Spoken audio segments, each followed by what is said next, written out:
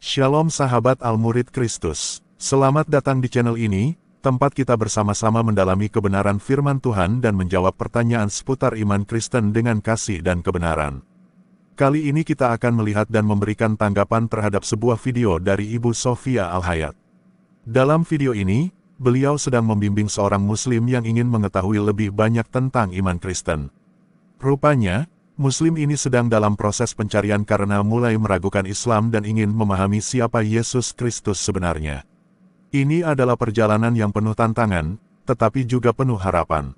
Oleh karena itu, mari kita menyimak dengan hati yang terbuka, membahasnya dengan hikmat, dan merespons dengan kasih berdasarkan firman Tuhan. Sebelum kita mulai, jangan lupa untuk like, subscribe, dan aktifkan lonceng notifikasi agar tidak ketinggalan konten terbaru dari channel ini. Jika Anda memiliki pertanyaan atau pandangan, silakan tulis di kolom komentar. Baiklah, mari kita simak bersama video dari Ibu Sofia Al-Hayat.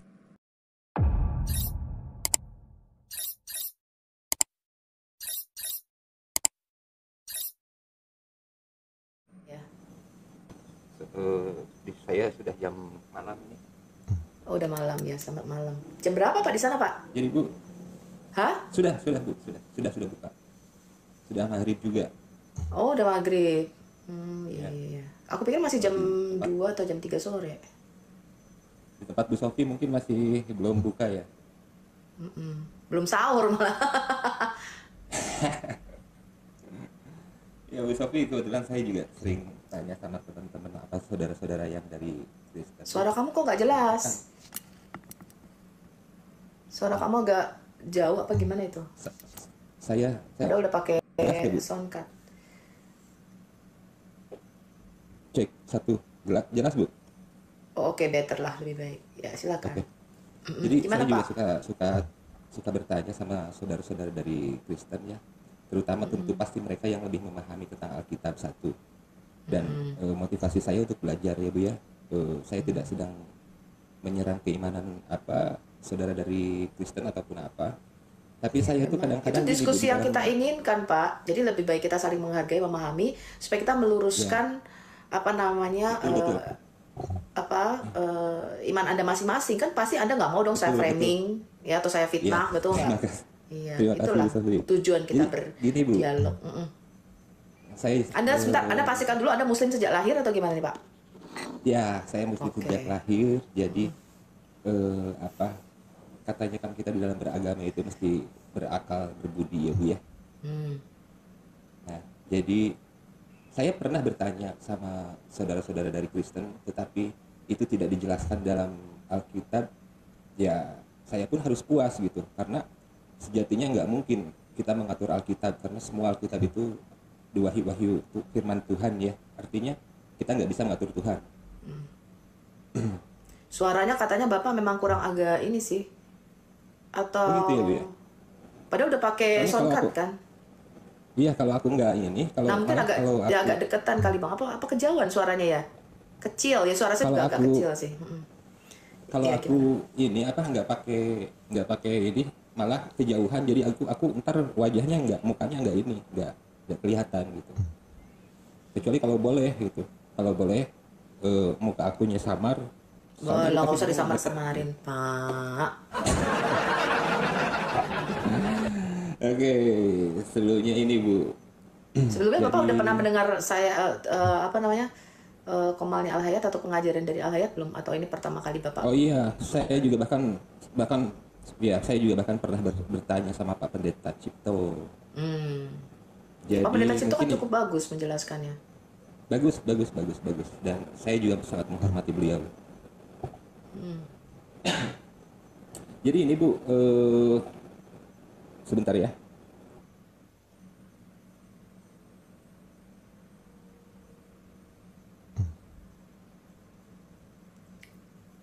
Kenapa putus ya? Apa macet nih sinyalnya? Agak macet tadi Pak sinyalnya. Saya barusan keluar melihat ini apa screenshotan. Jadi 1 Timotius 6:16 itu saya melihat, boleh dibuka, dibantu? Allah membangkitkan Tuhan. Bukan.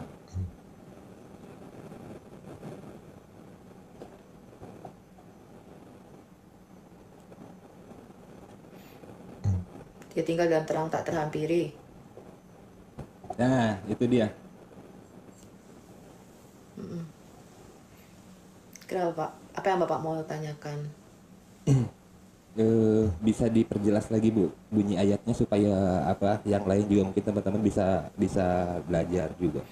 Oke, sebenarnya ini kan lanjutan dari ayat-ayat sebelumnya ya. Saya bacakan dulu dari ayat 14-nya ya supaya kita lihat konteksnya dengan lebih jelas. Baik, silakan Bu.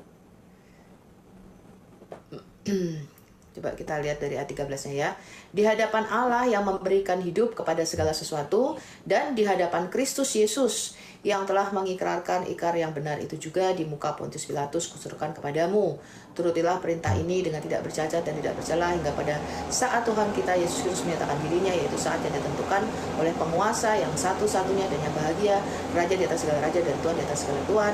Dialah satu-satunya yang tidak takluk kepada maut, bersemayam dalam terang yang tak terhampiri, seorang pun tak pernah melihat dia dan memang manusia tidak dapat melihat dia. Baginya lah hormat dan kuasa yang kekal. Amin.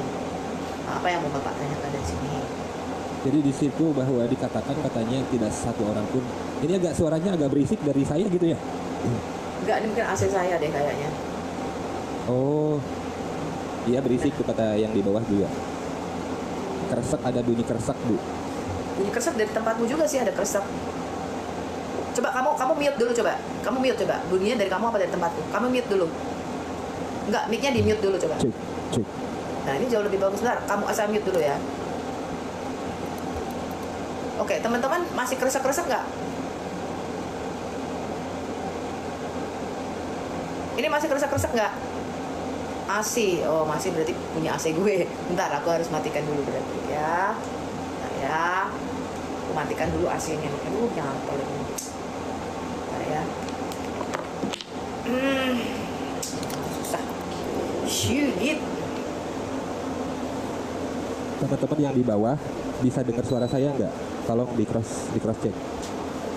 Tolong di ini. Kalau ada suara saya masuk, tolong dibantu kasih tahu. Bisa, ada ya. Oke, siap. Terima kasih.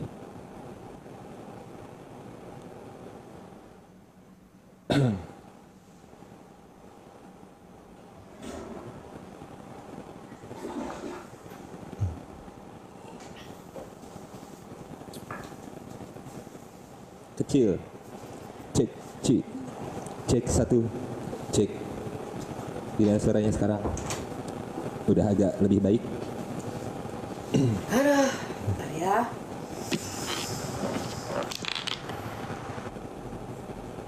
Medem ya suaranya ya? Tempatmu juga kresek-kresek sih. Gak tahu kenapa ya, tempatmu ada suara kayak kresek-kresek gitu. Sekarang tempatmu yang bermasalah tuh. Sorry ya teman-teman. Kipas angin Pak ya? Iya mungkin.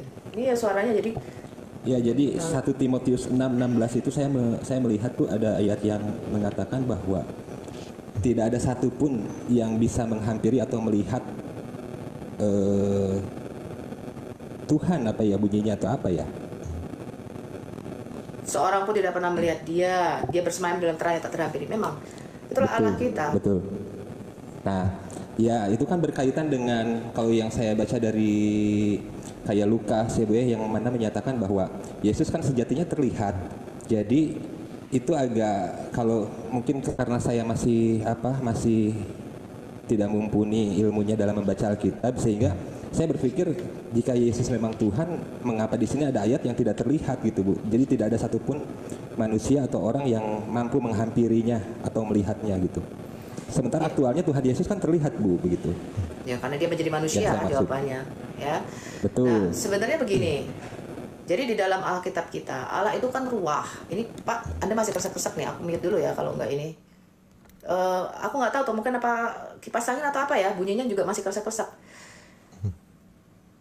Jadi sebenarnya Allah kita itu disebut juga ya roh, hakikatnya itu roh. Sehingga dia itu memang tidak mungkin kita lihat, namanya saja Allah adalah roh. Kecuali dia menyatakan dirinya ya atau mewahyukan dirinya. Mewahyukan dirinya itu artinya dia menyingkapkan dirinya.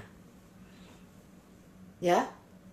Nah, di dalam ayat ini ini menunjukkan kesatuan antara Sang Firman itu dengan Bapa Sang Sumber itu yang adalah roh, yang bisa kita bedakan tapi nggak bisa kita pisahkan.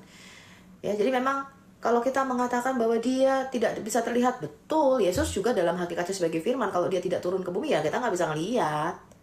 Gitu loh. Karena kan dia di surga, ya, di dalam dimensi roh. Tapi ketika dia menusul menjadi manusia, itu artinya dia menyatakan dirinya. Ya, makanya di dalam Yohanes 1 ayat 18 dikatakan apa? Coba kita buka juga ini. Dalam Yohanes 1 ayat 18 ini kan berkaitan juga. Allah tidak bisa kita hampiri. Nggak bisa, Pak. Memang dia itu adalah Allah yang ruah. Kalau dia nggak menyatakan dirinya, kita nggak bisa mengenal dia. Sejatinya dia itu roh. Yohanes 1 ayat 18 mengatakan apa? Tidak seorang pun yang pernah melihat Allah. Tetapi anak tunggal Allah yang ada di pangkuan Bapa, dialah yang menyatakannya. Jadi Sang Sumber itu, Allah Bapa yang disebut Bapa yang di surga bagi orang Yahudi itu, memang tidak terlihat karena dia roh. Lalu siapa yang menyatakan diri? Sang Firman. Jadi di dalam seluruh perjanjian lama, mulai dari kitab Kejadian 1 ayat 3, bagi orang Yahudi, itu yang berkata jadilah terang dan terang itu jadi, itu adalah Sang Firman. Mereka menyebutnya sebagai Davar Elohim atau Firman Allah. Kemudian yang mewahyukan diri kepada para nabi itu juga Sang Firman. Coba nih kalau Bapak buka. Coba kita buka dulu Kejadian nih. Kita urutkan dulu Kejadian. Di dalam Kejadian 1 ayat 3, Pak.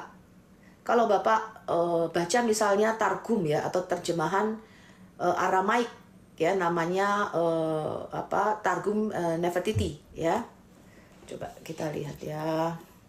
Ini sudah lama saya enggak mengutak-ngatik ayat ini ya.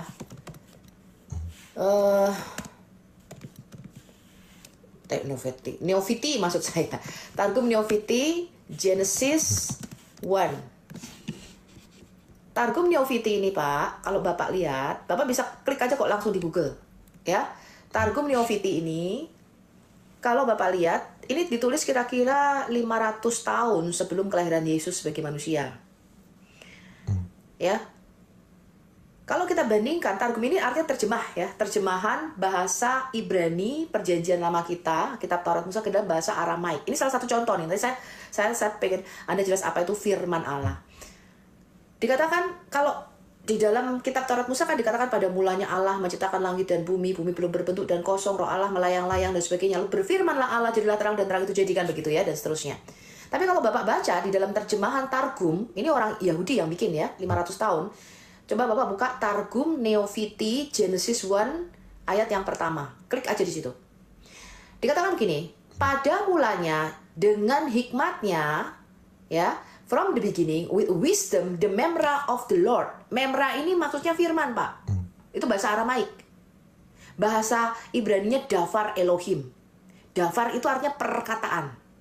Pada mulanya perkataan Allah menciptakan secara sempurna langit dan bumi. Itu di dalam Targum. Jadi orang Yahudi mengatakan bahwa yang create everything itu adalah Sang Firman. Jadi ada tuduhan-tuduhan yang mengatakan bahwa Yohanes 1 ayat 1 pada mulanya adalah firman. Firman itu bersama-sama dengan Allah dan firman itu adalah Allah. Itu adalah himne Plato lah, diambil dari pagan Yunani dan sebagainya. Itu tidak betul. Karena apa? Karena terbukti di dalam teologi ya orang Yahudi, dalam pandangan orang Yahudi tentang Alkitab-kitab Taurat kita, yang menciptakan alam semesta itu Sang Firman. Lalu Bapak baca tuh, and the member of the Lord, Kejadian 1 ayat 3-nya, the member of the Lord said, dan firman Allah itu berfirman. Ya, atau logos itu berfirman. Cuma bahasa Indonesia, kata logos, kata rema, ya kata leksi, itu semua diterjemahkan menjadi firman. Sehingga kadang-kadang kalian tuh mesti bertanya, Yesus kalau firman Allah, kenapa dia menyampaikan firman gitu loh? Kok Yesus sebagai firman menerima firman? Ya karena dia logos yang menerima rema, ini berbeda. Nah, Sang Memra ini hidup, firmannya ini hidup. Ini di dalam Targum Neofiti. Dan Sang Firman ini berfirman di dalam Kejadian 1 ayat 3, jadilah terang dan terang itu jadi menurut keputusan dari memranya. His memra itu artinya menurut keputusan dari firmannya. And it was manifest before the Lord that the light was good, and the memra of the Lord separated the light from the darkness. Lalu dilihatlah Tuhan bahwa terang itu baik, dan the memra of the Lord, dan Sang Firman Allah itu memisahkan terang dari gelap. Lalu di Targum Neofiti, Kejadian 1 ayat 5 dikatakan begini, dan memra of the Lord dan Sang Firman Allah menyebut terang itu sebagai yom atau hari, dan kegelapan itu sebagai laila atau malam. Itulah hari pertama. Nah, ini salah satu contoh bahwa di dalam, nanti kalau Bapak lihat semua targum itu terjemah, yang menciptakan itu semua adalah Memra atau Sang Firman. Ya, makanya kalau kita baca kembali, kita baca misalnya Yohanes 1 ayat 3 nih, Pak. Pada mulanya adalah firman, ya, Yohanes 1 mulai ayat 1 sampai 3. Ini ada di dalam pandangan orang Yahudi. Gitu, Pak. Coba kita lihat ya. Lalu firman itu bersama-sama dengan Allah. Cuma di dalam pandangan orang Muslim kan firman itu hanya kata-kata, hembusan angin yang keluar dari mulut kita, bukan. Karena Allah itu hidup, maka firman-Nya itu mempunyai hidup di dalam dirinya sendiri. Firman itu bukan berupa kata-kata, Pak, tapi seorang pribadi. Nah, itu bedanya firman-Nya Allah dengan firman-Nya manusia. Kalau firman saya hanya sampai ke Anda dalam bentuk gelombang suara. Tidak bisa nuzul sebagai pribadi sendiri. Nah, kalau Allah beda. Karena Allah itu maha hidup, maka firman-Nya itu juga maha. Nah, firman itu datang kepada para nabi. Nanti saya tunjukkan ayatnya. Itu bukan dalam bentuk kata-kata, Pak. Lalu dikatakan begini, pada mulanya firman itu bersama-sama dengan Allah. Dan firman itu adalah Allah, Yohanes 1 ayat 1 ya, sampai 3 ya. Ia pada mulanya bersama-sama dengan Allah. Nah, ayat 3-nya nih, Pak. Segala sesuatu dijadikan oleh Dia, dan tanpa Sang Firman, ya, tanpa Dia, tidak ada sesuatu pun yang telah jadi dari segala yang telah dijadikan. Nah, ini contoh nih. Ini pandangan pertama. Bapak mesti tahu di dalam pandangan orang Yahudi bahwa yang berinteraksi dengan kita, makhluk ciptaannya itu Sang Firman. Bahkan yang dilihat malaikat duduk di atas tahta itu Sang Firman. Bukan Bapak itu nggak bisa kelihatan. Ya, itu keilahian Sang Firman. Jadi sebagai Muslim Anda mesti memahami iman Kristen bahwa kami itu percaya Yesus itu mempunyai dua natur, Izin, gitu ya, Sofi. gitu Jadi, ya. Jadi yang dimaksud dalam 1 Timotius 6:16 itu adalah Bapa yang di sorga ya Bu ya, bukan Yesus ya Bu. Kurang lebih begitu. Bapa dan Yesus satu di dalam keilahiannya, dalam hakikatnya. Maksud dalam saya hakikatnya. yang dikatakan di dalam 1 Timotius 6:16 itu adalah merujuk kepada Bapa di sorga. Ya, itu Pak Cipto yang ngomong begitu. Itu Pak Cipto yang ngomong begitu. Enggak, saya kan kebetulan hobi juga, senang ya Bu ya, lebih senang baca Bible, dan saya menemukan 1 Timotius 6:16 itu. Jadi yang dikatakan bahwa tidak seorang pun dapat melihat atau menghampiri, kurang lebih begitu ya. Betul. Ya, itu merujuk kepada definisi Bapa sesuai dengan Yohanes 1 ayat 18. Orang jadi mantul nih, Pak. Aku jadi mantul nih, Pak. Jadi maksud saya itu Bu, ayat di 1 Timotius 6:16 itu yang ingin saya pertegas bahwa itu ayat merujuk kepada Bapa di sorga, betul. Betul, itu merujuk kepada Allah yang adalah roh yang tidak suasana mantul, Pak. Bapak di apaan itu? Tadi udah cukup bagus, Pak. Tadi udah cukup bagus. Cek, iya. Nah, bagus Bu. Oke. Dabling suaraku. Oke. Terima kasih ya Bu, itu satu berarti jelas. Memang yang saya pikir juga mungkin ya saya kan tidak tahu banyak lah ya tentang bukan ahli kitab juga, sehingga makanya saya tanya. Ya, jadi poin yang ingin saya katakan itu satu itu. Dan ya kalau kita membaca di mulai Matius, Markus, Yohanes, mungkin ada istilah anak Bapa, anak Allah ya, betul ya Bu ya? Ya. Nah, saya juga tapi melihat kata anak Allah, istilah kata anak Allah ini tidak terjadi kepada Yesus Bu, betul ya? Seperti bangsa Israel bahkan dikatakan anak sulung, betul ya? Oke. Kemudian Daud juga dikatakan sebagai anak Allah, betul? Adam juga anak Allah, saya juga anak Allah di dalam Yohanes 1 ayat 2. Nah, iya betul. Jadi memang yang kadang-kadang itulah yang membuat anak Allah di sini ternyata banyak gitu, sehingga saya tidak bisa membedakan anak Allah yang dimaksud yang merujuk kepada Yesus Kristus atau anak Allah kepada Adam. Itu yang agak saya sulit untuk. Bedanya begini, Pak. Yesus itu disebut anak Allah yang satu itu, yang tunggal. Nah, itu uniknya. Jadi kita semua, karena di istilah anak ya, kalau kita melihat di dalam Alkitab itu bukan istilah biologis, Pak. Ya. Iya, betul. Saya percaya. Gitu ya. Tapi itu adalah relasional. Makanya Israel itu disebut dialah anakku yang sulung. Ya, artinya apa? Relasi antara Bapa dengan bangsa Israel ini, Allah dengan bangsa Israel seperti Bapa dengan anaknya, itu maksudnya dia. Jadi itu adalah Bapa dan anak itu ada istilah-istilah relasional, bukan biologis. Kan gitu. Ya, satu itu yang perlu kita pahami. Kemudian, siapa Yesus? Yesus disebut anak tunggal Allah yang satu itu berbeda. Artinya hubungan relasi Yesus dengan Bapa tidak sama dengan kita. Maka ketika Yesus bangkit dari antara mati kan dia berkata, aku akan pergi kepada Allahmu dan Allahku, kepada Bapamu dan Bapakku. Nah, relasi Yesus dengan Bapa, dengan relasi saya dengan Bapa itu beda. Kalau Yesus, itu yang unik, yang disebut monogenes. Jadi kalau Bapak baca misalnya, Yohanes 1 ayat 14, saya kasih ayatnya. Yohanes 1 ayat 14. Firman itu telah menjadi manusia dan diam di antara kita, dan kita telah melihat kemuliaannya, yaitu kemuliaan yang diberikan kepadanya, Yesus maksudnya, sebagai anak tunggal Bapa. Nah, kata anak tunggal di situ, penuh kasih karunia dan kebenaran, itu diambil dari bahasa Yunani monogenes parapatros. Begitu juga di dalam Yohanes 1 ayat 18. Tidak seorang pun yang pernah melihat Allah, tetapi anak tunggal Allah yang ada di pangkuan Bapa, dialah yang menyatakannya. Kata anak tunggal Allah di situ sekali lagi menggunakan kata monogenes huios. Lah, kata monogenes itu Anda mesti pahami, mono itu tunggal, genes itu genus, jenis. Jadi sang firman itu disebut satu jenis dengan Bapa, jenisnya Allah. Maka dikatakan firman itu Allah. Ya, atau satu genus itu artinya sesuatu yang dilahirkan, yang genus itu artinya asal muasalnya atau DNA-nya dia itu beda dengan Anda dan saya.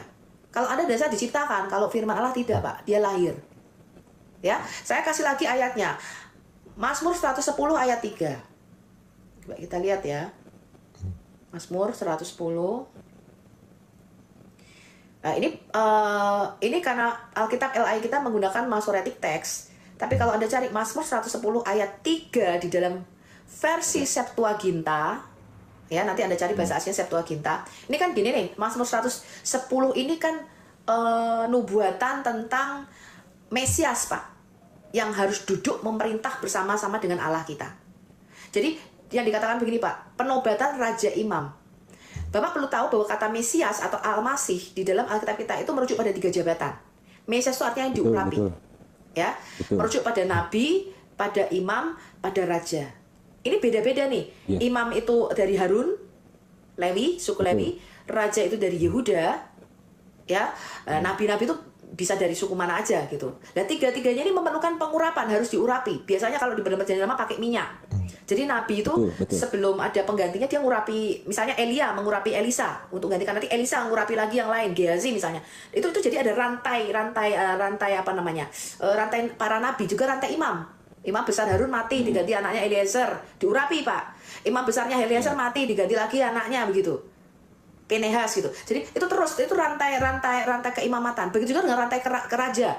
Ya, raja mangkat dia ngurapi Salomo, misalnya Daud ngurapi Salomo, ngurapi anaknya. Nah, itu terus. Lah, ini memerlukan pengurapan. Tetapi yang dinanti-nantikan di dalam Mazmur 110 ini yang dinubuatkan oleh Daud, itu Mesias yang satu itu, Hamoshiach. Kenapa Mesias yang satu itu yang spesial? Karena Mesias yang satu ini, Pak, itu dia memegang 3 jabatan sekaligus. Mereka merindukan seorang Nabi Hamoshiach, Nabi Hamoshiach di Ulangan 18 ayat 18 sampai dengan 21. Musa berkata, seorang nabi dari antaramu sama seperti aku akan dibangkitkan Tuhan. Karena kenapa seorang nabi? Kenapa Yesus itu disebut puncak kenabian, puncak raja-raja dan puncak keimamatan, puncak pewahyuan? Tidak ada lagi nabi setelah Yesus, tidak ada lagi raja di atas segala raja setelah Yesus, tidak lagi imam besar setelah Yesus. Dia itu puncak, Pak. Nah, kenapa? Karena ketika Allah itu bicara langsung, Allah itu pengen menjadi raja bagi bangsa Israel secara langsung. Allah pengen menjadi nabi, dia pengen ngomong langsung kepada bangsa Israel. Tapi bangsa Israel takut. Nah, Bapak baca di Keluaran 20. Ketika Allah berbicara langsung kepada bangsa Israel dari Gunung Sinai, itu orang Israel ketakutan, Pak. Lalu orang satu meminta seorang manusia, seorang nabi. Padahal Allah itu pengen punya relasi langsung dengan kita. Lalu bangsa Israel berkata begini, jangan Allah berbicara langsung dengan kami, nanti kami mati. Karena Allah tuh bicaranya dalam guntur, dalam guru gitu kan. Lalu mereka ketakutan mendengar suara Allah. Nah, mereka minta manusia aja. Mereka minta, kamu aja Musa, kamu bicara. Kita minta seorang nabi aja, seorang manusia. Supaya Allah bicara sama kamu. Lalu apa yang Allah sampaikan sama kamu akan kita ikuti. Ya, apapun itu. Supaya kami nggak mati. Karena kami nggak mau langsung dengar suara Allah. Lalu Allah memberikan nubuatan, baik, seorang nabi sama seperti Musa. Dari antara bangsamu akan kubangkitkan. Nah, makanya di dalam Yohanes 1, kalau Bapak baca itu, di situ orang-orang berkata, mungkinkah dia nabi ketika Nathanael itu ya, dipanggil oleh Andreas, ayo lihat nih, ada Yesus. Mungkinkah dia nabi yang dijanjikan Musa itu? Karena selama ini mereka merindu-rindukan puncak kenabian, nabi yang satu itu yang spesial. Ada banyak nabi, tapi Yesus itu disebut Nabi Hamusia, nabi yang spesial, yang unik, yang satu itu yang tipologinya seperti Musa, yang bicara langsung dengan Allah. Makanya Yesus berkata apa? Aku berfirman kepadamu. Jadi dia tuh puncak kenabian. Maka Yesus disebut Nabi Hamusia. Itu satu, ya, menggenapi Ulangan 18 ayat 18 sampai dengan 21. Seorang nabi harus kamu dengarkan. Maka Tuhan berkata nih, barang siapa yang tidak mendengarkan nabi itu yang akan aku bangkitkan bagi kamu, kamu harus mati. Makanya Pak Boy ingat ketika Yesus di Matius 17, ada Musa, ada Elia, ada penampakan itu di Gunung Transfigurasi di Matius 17, ya. Lalu Allah berkata begini, inilah anakku yang kukasih, kepadanya lah aku berkenan, dengarkanlah dia. Dan itu menggenapi Ulangan 18 sampai 21. Karena Allah berkata seorang nabi akan aku bangkitkan, dan barang siapa yang tidak mendengarkan dia akan aku tuntut pertanggungjawaban. Nah, karena bangsa Israel minta seorang manusia. Nah, sebentar belum selesai. Lalu ketika Tuhan mau menjadi raja, Pak, bangsa Israel juga nggak mau Allah tuh menjadi raja secara langsung. Bangsa Israel pada zaman Samuel, kalau Bapak baca di 1 Samuel dan seterusnya, ya, kitab Samuel yang pertama, bangsa Israel bilang begini, kita mau minta raja-raja seperti bangsa-bangsa lain dong. Karena bangsa lain tuh punya raja manusia, kita kok nggak punya gitu loh. Ya, lalu Tuhan menubuatkan, dia membangkitkan Saul pertama, raja Israel. Kemudian Saul disingkirkan karena tidak berkenan kepada Allah. Ya, lalu Samuel berkata begini, aku mengadu, kok masa mereka minta raja sih? Kan sudah ada aku, sudah ada nabi-nabi. Tapi Tuhan berkata begini, jangan kesal hatimu kepada Samuel. Kenapa? Karena yang mereka tolak itu bukan kamu, tetapi aku. Mereka menolak Allah sebagai rajanya. Maka Allah menubuatkan nanti akan ada raja yang spesial, yang saat itu raja di atas segala raja. Nah, puncak penggenapannya itu, Pak, karena Allah itu pengen menjadi raja, dia itu pengen berbicara langsung sama Anda dan saya, Pak. Tapi kalau dia bicara langsung, kita mati, Pak. Kita ketakutan dengan suara Tuhan. Iya. Lalu bagaimana caranya? Maka firman Allah itu menjadi manusia, supaya dia itulah puncak kenabian. Dia nabi yang satu itu. Artinya apa? Melalui sang firman ini Tuhan tuh bicara secara langsung kepada kita. Tuhan itu menjadi raja di tengah-tengah kita melalui kemanusiaan Yesus. Gitu loh. Karena bangsa saya minta raja manusia, masa raja kok Allah nggak kelihatan? Ya, nah di Mazmur 110 ini, Pak, ini Mazmur Daud dikatakan begini, demikianlah firman Tuhan kepada Tuanku, firman Yud-Heh-Vaveh, Allah kepada Tuanku itu maksudnya Mesias. Duduklah di sebelah kananku sampai kubuat musuh-musuh menjadi tumpuan kakimu. Ini bicara mengenai kerajaan. Ya, jadi Allah itu menciptakan manusia untuk duduk di sebelah kanan Allah. Artinya apa? Memerintah bersama-sama dengan Allah kita di bumi ini. Ya, lah karena Allah itu roh. Yang namanya roh itu kalau kerja di bumi itu tidak bisa langsung, Pak. Iblis itu roh, betul? Di dalam pandangan Alkitab. Iblis itu, Pak, kalau bekerja di bumi, itu dia tuh harus pakai sesuatu, Pak. Dia pakai manusia. Dia merasuk ke manusia, karena dia tuh tidak punya ini loh, Pak, tubuh kayak Anda dan saya. Jadi iblis tuh kalau mau kerja di bumi, dia bukan datang kayak genderuwo, kuntilanak gitu, tidak bisa, Pak. Dia kalau bekerja, dia harus pakai manusia. Makanya di dalam kitab Wahyu dikatakan ada nabi palsu, ada roh antikris. Dia tidak bisa langsung. Begitu juga dengan Allah kita. Karena Allah itu kita roh, Pak. Dia bekerja di dunia itu tidak bisa langsung, Pak. Dia pakai manusia, dia pakai kita, gerejanya, sebagai tubuh Kristus, sebagai wadahnya untuk bekerja. Karena Allah itu roh. Dan di dalam perjanjian lama, ketika Allah mau bekerja di bumi, dia pakai para nabi. Tidak bisa langsung, karena Allah itu roh, Pak. Dia tidak punya tubuh seperti Anda dan saya, dia perlu wadah. Gitu ya? Iya. Nah, itu contohnya. Ya, saya memahami, Bu Sofi, izin sebelumnya. Karena Bu Sofi tadi berbicara tentang ayat Yohanes 1 itu, yang mana firman itu telah menjadi manusia. Nah, bukankah ketika Tuhan berfirman kepada Musa, sama halnya firman itu telah menjadi manusia, atau bagaimana, Bu? Nah, beda. Kalau Tuhan berfirman itu adalah remaknya, ya, bukan logosnya. Nah, saya kasih Anda contoh, kita harus bedakan. Ada Yesus itu disebut hologos, diterjemahkan Alkitab lain sebagai firman, betul? Nah, benar Anda kan firman itu perkataan, a i u e o gitu loh, ngerti nggak? Nah itu beda, Pak. Betul. Logos itu akar dasar kata logika, ya. Logos itu bukan perkataan. Contoh kata biologi misalnya, ini Pak Erben sering pakai analogi ini. Biologi itu kan terdiri dari dua kata, bios dan logos. Ya, atau teologi misalnya. Lah, itu terdiri dari dua kata, teos dan logos. Lah, kata logos yang melekat pada kata biologi itu kan bukan perkataan tentang alam toh, tapi ilmu pengetahuan. Ya. Nah, logos itu gini, Pak. Logos itu adalah perkataan yang di dalam diri Allah dan kekal di dalam Dia. Sudah ada perkataan itu nggak diciptakan, tapi masih di dalam pikirannya. Kayak saya nih, Pak, sebelum perkataan yang keluar itu bukan logos namanya, lego. Jadi dalam bahasa Yunani, ini nih yang Bapak dengarkan ini keluar dari mulut saya, itu bukan logos, tapi lego. Itu unit kata-kata terkecil yang punya arti, yang artinya menjadi leksi. Leksi itu menjadi leksikon atau kamus. Nah, lego, perkataan yang keluar dari dalam mulut saya ini, yang Bapak dengarkan sekarang ini, yang Pak Boy dengarkan, itu merupakan cerminan atau ekspresi dari logos, dari pikiran, dari hikmat, yang ada dari pengetahuan yang ada di dalam diri saya. Makanya kalau Bapak baca di kitab Daniel pasal yang keempat, ketika Raja Nebukadnezar itu diambil pikirannya, diambil logosnya, nggak bisa ngomong. Kenapa nggak bisa ngomong? Nah, karena pikiran manusianya diambil, kata-kata yang di dalam dirinya tuh diambil. Legonya nggak bisa keluar, dia nggak bisa ngomong, Pak, kayak binatang gitu loh. Kenapa? Karena lego sebelum saya ngomong, ini kan ada di pikiran saya dulu loh. Saya mengeluarkan kata ini kan ada di dalam diri saya. Nah, ini yang di dalam diri saya itu bukan lego, namanya logos. Logos itu perkataan yang internal dan eternal. Lah, manusia, logosnya nggak sempurna. Saya harus belajar. Pengetahuan saya itu berkembang. Nah, kalau Allah enggak, logosnya itu sempurna, Pak. Pengetahuannya itu sempurna. Dia nggak perlu belajar. Nah, kalau saya enggak, dari kecil belajar tambah-tambahan dulu, belajar kali-kali. Karena logos saya bertambah.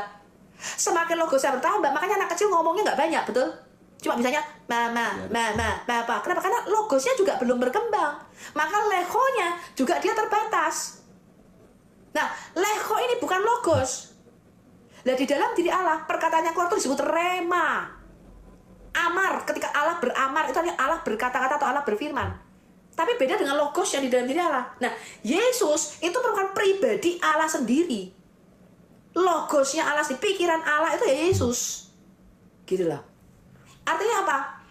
Di dalam pikirannya Allah, Allah itu pengen punya partner, pengen punya rekan kerja yang mengurus alam semesta ini. Karena dia roh, ketika dia menciptakan dimensi materi, ya ruang dan waktu kita, dia itu menciptakan Adam, makhluk spesies yang diberi nama Adam di dalam Kejadian 1:26, yang punya tubuh fisik ini, karena dunia kita ini dunia fisik materi, Pak. Allah itu metafisik, Allah itu roh. Maka Anda tuh perlu tahu tujuan manusia itu diciptakan di dalam Alkitab. Tujuan manusia diciptakan, Anda dan saya diciptakan, Adam diciptakan di bumi, itu untuk duduk di sebelah kanan Allah. Adam itu duduk di sebelah kanan Allah, menjadi rekan sekerja Allah, memerintah alam semesta ini bersama-sama. Allah di dalam Mazmur, kalau Anda baca Mazmur 8, ya seluruh Mazmur 8 itu bicara mengenai manusia menjadi Tuhan di bumi. Anda baca Mazmur 115 ayat 16, dikatakan begini, Tuhan itu berkuasanya di dalam dimensi roh, kerajaan yang tidak kelihatan. Sedangkan manusia itu dijadikan berkuasa menjadi Tuhan di bumi.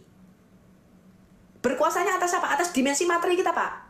Atas ikan-ikan di laut, atas burung-burung di udara, atas binatang melata, binatang ternak, dan seluruh isi bumi itu dikuasai manusia. Manusia itu menjadi Tuhan di bumi, memerintah bersama-sama dengan Allah kita.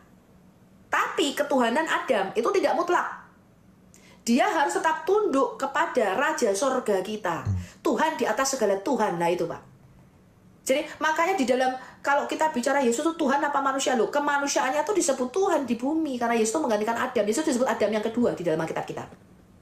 Iya, memang betul ya Bu ya. Kalau berbicara tentang Yesus itu Tuhan manusia itu memang ya, karena saya lahir dari seorang keluarga Muslim, keluarga Islam, sehingga ketika saya bertanya sama ini berbeda gitu. Tapi sejatinya ya Bu ya, kalau kita runut lagi, kita tarik lagi garis lurus, agama tertua itu kan kita semua tidak bisa menyangkal bahwa agama pertama itu adalah Yahudi. Terus? Betul ya Bu ya. Nah, dari situ Yesus turun, tetapi mereka tidak mau mengakuinya. Begitu tah kira-kira. Sehingga oke, Anda lanjutin dulu biar nanti saya jelaskan. Silakan, okay. Bapak, apa yang mau ini sampaikan? Jadi memang ya Bu ya, gini, mohon maaf sebelumnya. Saya juga perlu kadang-kadang ya, bukan kadang-kadang tapi sejatinya ingin tahu Bu, pada dasarnya kan Tuhan itu satu-satunya Tuhan. Saya yakin dan percaya satu-satunya Tuhan, sehingga tidak ada Tuhan lain. Nah, tetapi aktualnya jadi banyak Bu. Jadi banyak itu karena menjadi 3 golongan lah, kita nggak usah berbicara tentang agama di luar yang lain ya Bu ya. Katakanlah menjadi 3 golongan antara Yahudi, Kristen dan Islam sekarang. Nah, kalau saya pelajari nih ya, yang saya pelajari itu, jadi kalau konteks ketuhanan dengan Yahudi mungkin Islam sama Bu. Saya punya datanya mungkin sama. Nah, tetapi kadang-kadang karena semua mengaku benar, dari saudara Kristen mengaku bahwa Tuhan yang benar adalah Yesus, mungkin di Islam juga yang benar mengakui itu Allah Subhanahu wa taala. Nah, disinilah timbul motivasi saya untuk belajar lah, kurang lebih. Nah, saya pastikan kalau Tuhannya orang Yahudi itu memang beberapa saudara dari Kristen tidak mengakui bahwa Tuhannya orang Islam itu sama dengan Yahudi. Kebetulan saya juga suka baca ini Bu, pernah baca Talmud ya, sedikit tapi ya, jadi kalau konsep keimanannya pun sama, di mana dilarang membunuh, berzina, makan daging tanpa disembelih misalnya ya, itu tidak boleh. Nah, kalau saya mempelajari dari Kristen ini memang agak sedikit berbeda, jelas jauh berbeda Bu, karena konteks ketuhanannya itu inkarnasi ya Bu ya, betul ya Bu ya? Firman berinkarnasi. Iya betul, inkarnasi. Sehingga terjadilah muncul Trinitas begitu loh Bu.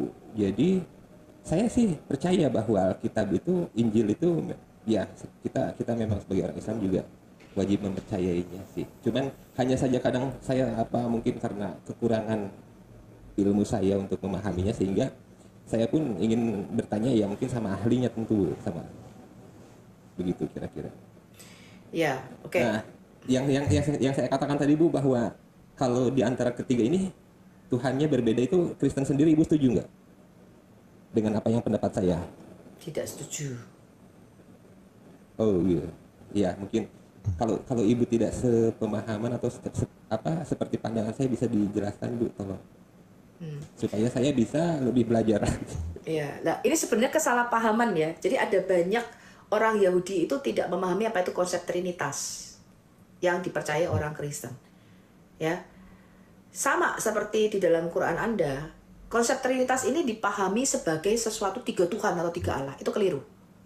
Ya. Tidak pernah di dalam Alkitab Perjanjian Baru, ya, satu rasul pun mengajarkan kita punya 3 Tuhan, apalagi 3 Allah. Coba kita buka yang sering di framing ya. Ini keliru Pak. Konsep Trinitas itu bukan 3 Tuhan atau 3 Allah. Ya, 1 Korintus 8 ayat 6. Oh. Kalau yang Ibu maksud saya, di dalam Al-Qur'an apakah ada yang menyatakan bahwa Tuhan itu menjadi 3 atau seperti Trinitas yang ada Bu? Disebut Allah, Isa dan Maryam. Nah, itu nggak benar lagi, itu malah itu konsep, jangan katakan Allah ketiga dari yang 3, itu lebih parah lagi tuh. Karena kami tidak pernah menyatakan Maryam sebagai Tuhan. Ya, coba kita buka 1 Korintus 8 ayat 6. Ini kesalahpahaman ini karena konteks ketuhanan yang kita terapkan pada Yesus itu banyak orang yang tidak memahami Pak. Yesus itu bukan cuma Tuhan, dia itu Allah. Maaf Bu, diulangi 1 Korintus 8 ayat 6. Oke, baik Bu, saya bacakan, izin boleh? Tetapi bagi kita hanya ada satu Allah saja, yaitu Bapa, yang daripadanya berasal segala sesuatu, dan yang untuk Dia kita hidup, dan satu Tuhan saja, yaitu Yesus Kristus, yang olehnya segala sesuatu telah dijadikan, dan yang karena Dia kita hidup. Jadi tuduhan bahwa kemudian ada Rasul Paulus menciptakan kekristenan yang ternyata itu tidak betul Pak. Trinitas itu sudah ada di dalam Perjanjian Lama. Konsep Trinitas itu tidak melibatkan kemanusiaan Yesus. Tinggalkan dulu. Kemanusiaan Yesus itu bicara kristologi, bukan bicara doktrin Trinitas. Trinitas itu bicara Allah, kebagaimanaan Allah. Pertama kita harus pahami orang Kristen. Trinitas itu tidak pernah berbicara keberapaan jumlah Allah. Ini yang sering disalahpahami orang Yahudi sama orang Islam. Jadi orang Islam itu ya Pak ya, itu menafsirkan karena ada kata tri, berarti ini bicara jumlahnya Allah, ini ada 3 ini. Di blender jadi 1, tidak betul. Saya aja Trinitas Pak. Tubuh, jiwa, dan roh. Tapi apakah saya ada 3 Sofiatul? Nah, yang perlu teman-teman muslim ketahui, apa itu Trinitas? Saya jelaskan secara singkat, dengan kata-kata yang singkat. Trinitas tidak pernah berbicara jumlah Allah. Bahkan kata Elohim di dalam Alkitab Perjanjian Lama itu menunjukkan minimal 3 atau lebih pribadi-pribadi di dalam diri Allah itu. Cuman yang diwahyukan kepada yang diwahyukan kepada kita hanya 3. Bapa, Anak, dan Roh Kudus. Lalu Anda baca lagi di dalam Yesaya 11 ayat 2. Wahyu 1 ayat 4, Wahyu 4 ayat 5, Wahyu 5 ayat 2. Di situ dikatakan ketujuh roh Allah. Allah itu rohnya 7. Lah, ini bukan berarti Allah itu dijumlah, Pak. Rohnya 7 tambah Bapa tambah Firman, nggak begitu. Trinitas itu nggak bicara begitu. Trinitas bukan bicara keberapaan jumlah Allah. Ini yang perlu teman-teman Kristen dan Muslim sadari. Trinitas itu bicara kebagaimanaan Allah yang Esa itu berinteraksi dengan kita. Doktrin Trinitas berkata begini, Pak. Allah yang Esa di dalam dirinya itu terdapat firman-Nya yang kekal dan roh yang kekal yang sudah ada sejak kekal bersama-sama di dalam dirinya sendiri. Apa itu firman? Pikirannya Allah, hikmatnya Allah, logikanya Allah, kecerdasannya Allah, nalarnya Allah. Atau dengan kata lain, firman, logos, saya mendefinisikan sebagai perkataan yang internal dan eternal. Perkataan yang di dalam diri Allah dan sudah ada sejak kekal di dalam diri Allah itu sendiri. Perkataan itu ada di dalam dirinya, Pak. Belum diucapkan. Karena ketika perkataan itu keluar, itu menjadi satu hukum. Nah, ketika perkataan ini keluar, apa itu roh Allah? Roh Allah itu nafas hidup Allah. Roh Allah itu artinya nafas hidup Allah. Maka di dalam Alkitab dikatakan, di dalam Ayub, Pak, ketika Allah menghembuskan nafasnya, kehidupan itu keluar. Ada life, karena nafas Allah tuh memberikan hidup. Ketika Allah menarik nafasnya, dikatakan kematian terjadi dan terjadi destruction atau kerusakan. Kenapa? Karena roh nafas Allah itu kembali kepada Allah. Nah, kalau Allah berfirman, maka sama seperti saya, Pak. Perkataan yang keluar dari mulut saya itu keluar bersama dengan nafas saya. Makanya dikatakan Allah menciptakan segala sesuatu. Di dalam Alkitab saya, di dalam Mazmur 33 ayat 6 dikatakan Allah menciptakan segala sesuatu melalui dafar firman-Nya dan melalui hembusan nafasnya. Hembusan nafas itu maksudnya rohnya. Gitu loh, Pak. Ya, nah perkataan di dalam diri Allah ini karena Dia maha beda dengan saya. Perkataan saya saja bisa menciptakan keadaan. Maka Alkitab mengatakan barang siapa suka menggemakannya, dia akan memakan buahnya. Perkataan saya itu punya kuasa, Pak. Dikatakan hidup dan mati dikuasai lidah. Perkataan saya saja bisa mencipta, apalagi perkataan Allah. Ketika perkataan itu keluar, perkataan ini punya daya cipta. Nah, perkataan ini menciptakan bersama dengan roh atau nafas hidup Allah. Maka nafas itu meng-create sesuatu, menciptakan sesuatu dan memberikan kehidupan. Maka ketika malaikat Gabriel datang kepada Maryam, malaikat bilang begini, nanti kamu akan mengandung dan melahirkan seorang anak laki-laki. Lalu bilang, lo gimana bisa punya anak? Tanpa laki-laki kok bisa punya anak? Aku kan belum bersuami, dia masih bertunangan. Maksudnya dia belum bersetubuh dengan Yusuf pada waktu itu. Bagaimana aku bisa punya anak? Kok kamu bilang aku bisa punya anak? Gimana caranya? Lalu malaikat berkata apa? Roh Allah akan turun menaungi engkau. Ya, nah firman yang disampaikan itu create sesuatu bersama dengan rohnya. Makanya di dalam Alkitab kita Allah itu menciptakan melalui 2, Pak. Firman-Nya dan rohnya. Nah, karena Allah itu maha, maka firman dan rohnya itu beda dengan firman dan roh saya. Kalau perkataan saya hanya sampai kepada Pak Boy dalam bentuk gelombang suara atau dalam bentuk tulisan misalnya, Allah enggak. Perkataannya ketika kita datang pada para dafar Elohim, firman itu Bapak baca di dalam Kejadian 15. Datanglah firman Allah kepada Abraham. Itu dalam bentuk wujud manusia, Pak. Kemudian yang berjalan-jalan di taman di Eden, yang menghembuskan ruah nafas ke dalam lubang hidung Adam, itu sang firman. Makanya dikatakan Adam mendengar suara langkah kaki sang firman di dalam taman di Eden itu. Nah, kalau Bapak memang nggak bisa terlihat. Kejadian 15 nomor berayat berapa, Bu? Maaf. Ayat 1. Yeah. Datanglah firman Tuhan kepada Abraham dalam bentuk penglihatan, betul? Betul. Lalu Bapak baca ayat selanjutnya. Lalu Janganlah Tuhan, takut Abraham. ya oke. Ya. Janganlah Datanglah Abraham. firman Tuhan. Firman Tuhan itu dafar, Pak. Itu bukan perkataan. Firman Tuhan datang kepada Abraham itu dalam bentuk penglihatan, bentuknya wujudnya manusia. Di mana saya bisa tahu Dikatakan ini, janganlah takut Abram, akulah perisaimu, magenmu, upahmu akan sangat besar. Lalu Bapak baca seterusnya nih, karena aku nggak punya anak dan sebagainya. Bapak baca ayat 5-nya tuh.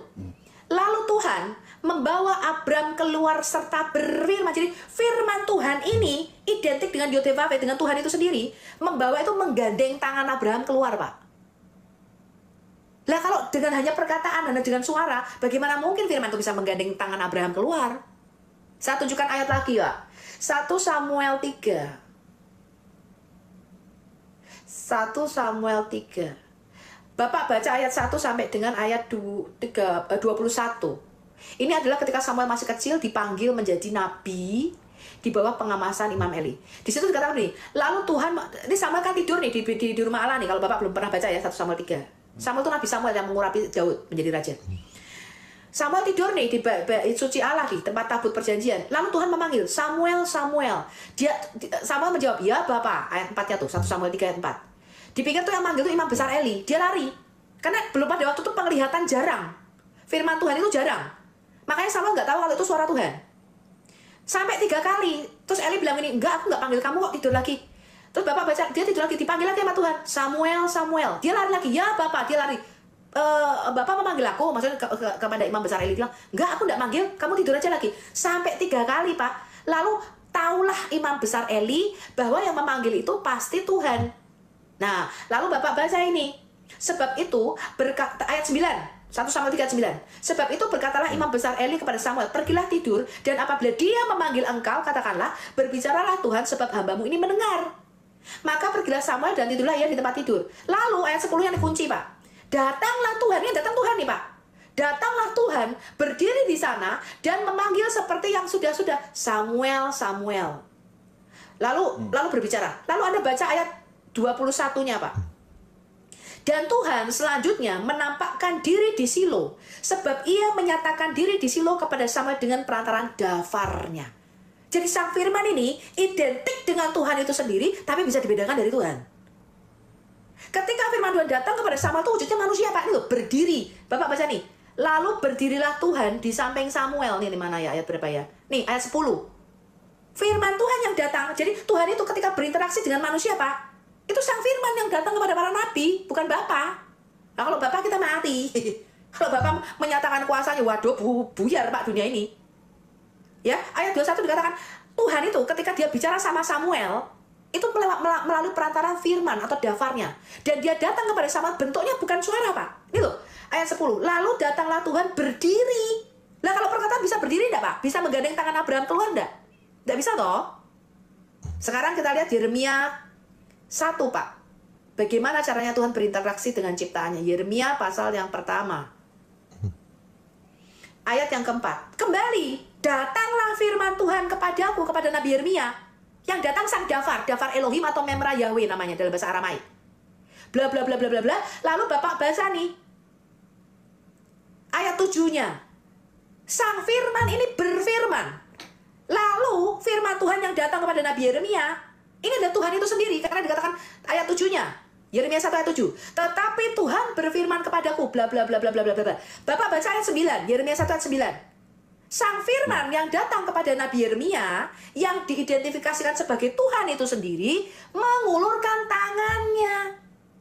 Lah kalau perkataan bagaimana punya tangan, bagaimana punya bisa menggandeng Abraham keluar, bagaimana sang firman ini punya kaki Pak, bisa berdiri di sampingnya Samuel. Sama tuh lihat wujudnya manusia, enggak mungkin gurita atau ubur-ubur itu. Contoh. Lalu kita baca Zakaria 4. Ini saya tunjukkan nih, bahwa Trinitas itu bukan jumlah Allah Pak, tapi kebagaimanan Allah. Bagaimana Allah berinteraksi dengan kita. Kita lihat Zakaria 4, pasal yang 8 dan 9. Kembali Pak, dafar firman datang kepada Nabi Zakaria. Lihat ini. Sang firman, dafar yang datang kepada Nabi Zakaria, ini berkata begini. Tangan Zerubabel, ayat 9-nya ya, Zakaria 4, ayat 8 dan 9. Ayat 9-nya, sang firman yang datang, itu bentuknya manusia, kita lihat ya. Tangan Zerubabel telah meletakkan dasar rumah ini dan tangannya juga akan menyelesaikannya. Maka kamu akan mengetahui, firman Tuhan ini berkata begini nih. Tuhan semesta alam mengutus aku kepadamu. Berarti sang firman yang datang itu wujudnya manusia dan sang firman ini bisa dibedakan dari yang mengutusnya. Heran nggak nih? Padahal tadi kita baca firman Tuhan yang datang kepada Abraham, firman Tuhan yang datang kepada Samuel, firman Tuhan yang datang kepada Nabi Yeremia, itu ya Tuhan itu sendiri. Jadi firman Tuhan itu ya Tuhan itu sendiri, tapi di Zakaria 4, sang firman ini berkata, aku diutus oleh Tuhan semesta alam. Bukan hanya ini, saya tunjukkan sama Anda Yesaya 48 ayat 16, kita buka. Bagaimana caranya Allah berinteraksi dengan ciptaannya? Bukan hanya ini ya, banyak. Kejadian 22 nanti juga banyak, Pak. Yesaya 48. Ini saya tunjukkan ayat-ayat yang Anda supaya tidak bingung. Di dalam Yesaya 48 ayat 16 dikatakan begini, Pak.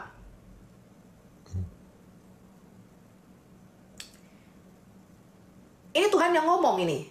Mendekatlah kepadaku, dengarlah ini. Dari dahulu tidak pernah aku berkata dengan sembunyi, dan pada waktu hal itu terjadi, aku ada di situ. Ini Tuhan yang ngomong. Dan sekarang, ini masih perkataan Tuhan, Pak. Tuhan berkata, dan sekarang Adonai Yahweh, Tuhan Allah, mengutus aku dengan rohnya. Jadi Tuhan diutus oleh Tuhan. Bapak tidak percaya? Kita buka Kejadian 18. Hah? Jadi di dalam perjanjian lama, sang firman ini disebut Yodevave itu sendiri. Kadang-kadang disebut juga malak Yodevave atau utusan daripada Tuhan. Disebut juga dafar atau firman Tuhan. Nah, Kejadian 18 ayat 1 kita buka. Ketika Tuhan datang dalam wujud manusia. Jadi ketika firman itu datang, Pak, di dalam perjanjian lama itu kadang-kadang wujudnya malaikat, wujudnya roh. Di dalam perjanjian lama disebutnya datanglah malak Yodevave. Seperti Kejadian 22 Keluaran 3, ketika malaikat datang kepada Musa, malaikat yang diutus ini, malak ini atau utusan Yodevave, itu ya Tuhan itu sendiri, Pak. Nanti kita lihat ya di Keluaran 3. Kita lihat dulu bagaimana Allah menampakkan diri kepada Abraham. Kejadian 18, Pak, ayat 1 dikatakan begini. Kemudian Tuhan Yodevave menampakkan diri kepada Abraham, menampakkan diri ini kepada Abraham dekat pohon tarbantin di Mamre, sedang ia duduk di pintu kemahnya waktu panas terik. Ini wujudnya manusia, 3 manusia lagi, Pak. Ketika Abraham mengangkat mukanya, dia tidak melihat satu. Abraham melihat 3 orang. 3 bukan 1. 3 orang berdiri di depannya. Sesudah dilihatnya mereka, ia berlari dari pintu kemahnya, menyongsong mereka, lalu sujudlah ia sampai ke tanah. Sujud kepada 3 orang ini. Dan Bapak kalau baca ya Pak, 3 orang ini berfirman bersamaan, seakan-akan 3 ini satu. Ini Bapak kalau nggak percaya nih, ini bukan malaikat Gabriel, Mikael itu bukan, Pak. Ayat ke-9. Ini kan Abraham bilang, ayo mampir, aku membasuhlah kakimu, nanti aku bikinkan roti. Dan Abraham menyuruh Sarah untuk memasak ini kan, lembu sapi itu ya. Terus ayat 9-nya berkata begini, Pak. Lalu kata mereka ini seperti 3 orang ini, Pak, bersamaan ngomong sama Abraham, di manakah Sarah istrimu? Jadi seakan-akan 3 orang ini satu. Ayat 10-nya dan firmannya. Jadi 3 ini satu, Pak. Yang dilihat Abraham itu 3 orang, tapi 3-3-nya ini satu, berfirman bersamaan. Dan ketiga-tiganya ini sang firman yang datang ke bumi menampakkan kepada Abraham. Ini di Kejadian 19 disebut malak utusan dari sorga. Tapi tadi di Kejadian 18 ayat 1, utusan ini Tuhan itu sendiri, betul? Yang menampakkan diri kan Tuhan tadi, betul? Kemudian Tuhan menampakkan diri, betul? Nah, ini baru beberapa ayat saja nih, supaya Anda tidak bingung. Ya, jadi di dalam perjanjian lama, Pak, ketika Allah itu berinteraksi dengan kita, itu sang firman, Elohim, itu bukan satu, Pak. Kita nggak tahu berapa yang menampakkan diri kepada Abraham, aja 3. Lah, ketika Tuhan menampakkan diri kepada Abraham dalam wujud 3 manusia laki-laki, apa kemudian surga kosong begitu, Pak? Kan nggak mungkin, toh? Betul nggak? Ya. Oh, Allah turun ke bumi. Ya, Bu, berarti surga kosong kan bukan begitu. Ayat ini merupakan kisah kunjungan Tuhan. Kalau Kejadian itu kan memang dari perjanjian lama ya, Bu ya? Ini kitab Taurat Musa. Iya, betul. Itu dikatakan kisah kunjungan Tuhan. Ya memang ya saya sebagai orang Islam juga harus mempercayai itu gitu, Bu. Bahkan duduk Tuhan, makan lagi kan bersama-sama Abraham. Dan 2 malaikat kepada Abraham dan Sarah di pohon terbantin Mamre. Jadi para rabi itu menafsirkan yang satu Tuhan, yang 2 malaikat. Tidak betul. 3-3-nya itu Elohim. Ya, makanya kalau Bapak baca di Amos 4 ayat 51, Elohim lah yang Allah lah yang menghancurkan Sodom dan Gomora. Elohim itu aja, kata Elohim itu aja sendiri minimal 3 Allah atau lebih, Pak. Kata Elohim itu loh, Pak. El itu bentuk tunggal daripada Allah, satu Allah. Elohim itu artinya dua Allah. Elohim itu minimal 3 atau lebih. Jadi Allah kita itu satu di dalam kejamakannya, Pak. Nah, itulah misteri Allah. Tetapi yang dia singkapkan kepada kita hanya Bapa, Anak, dan Roh Kudus. Bapa di dalam perjanjian lama Yod-Heh-Vav-He, Tuhan, Adonai Yod-Heh-Vav-He, kemudian firman Yod-Heh-Vav-He dan Roh Yod-Heh-Vav-He. Itu yang dia singkapkan pada kita. Tapi kenyataannya Allah itu maha kuasa karena dia bisa menjadi berapapun yang dia mau dan dia bisa menjadi apapun yang dia mau, Pak. Di dalam perjanjian lama kadang Allah menampakkan diri dalam wujud manusia, tadi saya sudah tunjukkan ayat-ayatnya, kadang dalam wujud roh, malaikat, disebut malak Yod-Heh-Vav-He. Kadang dalam wujud, ini Pak, apa namanya, kalau Bapak baca di Keluaran 3 nih misalnya. Coba Bapak buka Keluaran 3 ketika Tuhan menampakkan diri kepada Musa, ini paling jelas juga ayatnya. Kadang dalam rupa elemen. Ayat berapa? Ayat 2.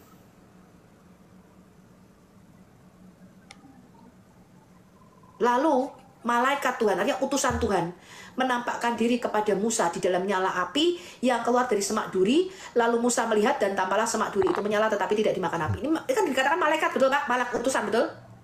Iya, iya. Tapi ayat-ayat selanjutnya Bapak baca, ketika dilihat Tuhan, jadi malak Tuhan ini ya Tuhan itu sendiri, Pak.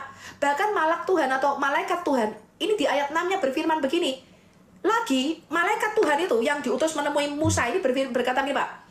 Akulah Allah Allahmu, Allah ayahmu, Allah Abraham, Allah Ishak dan Allah Yakub. Jadi firman Tuhan yang didawar Elohim yang diutus ke bumi itu identik dengan Tuhan itu sendiri, tapi bisa dibedakan. Karena di dalam Yesaya 48:16 tadi, Tuhan yang berfirman kepada Nabi Yesaya itu berkata, aku itu diutus oleh Tuhan Allah loh, dan rohnya. Nah, di dalam perjanjian lama, firman ini diutus oleh Allah dan roh Allah. Tapi di dalam perjanjian baru, Pak, Bapak baca nih misalnya, Yohanes 14 ayat 26. Bapa itu mengutus Roh Kudus dan firman-Nya. Yesus itu diutus ke bumi.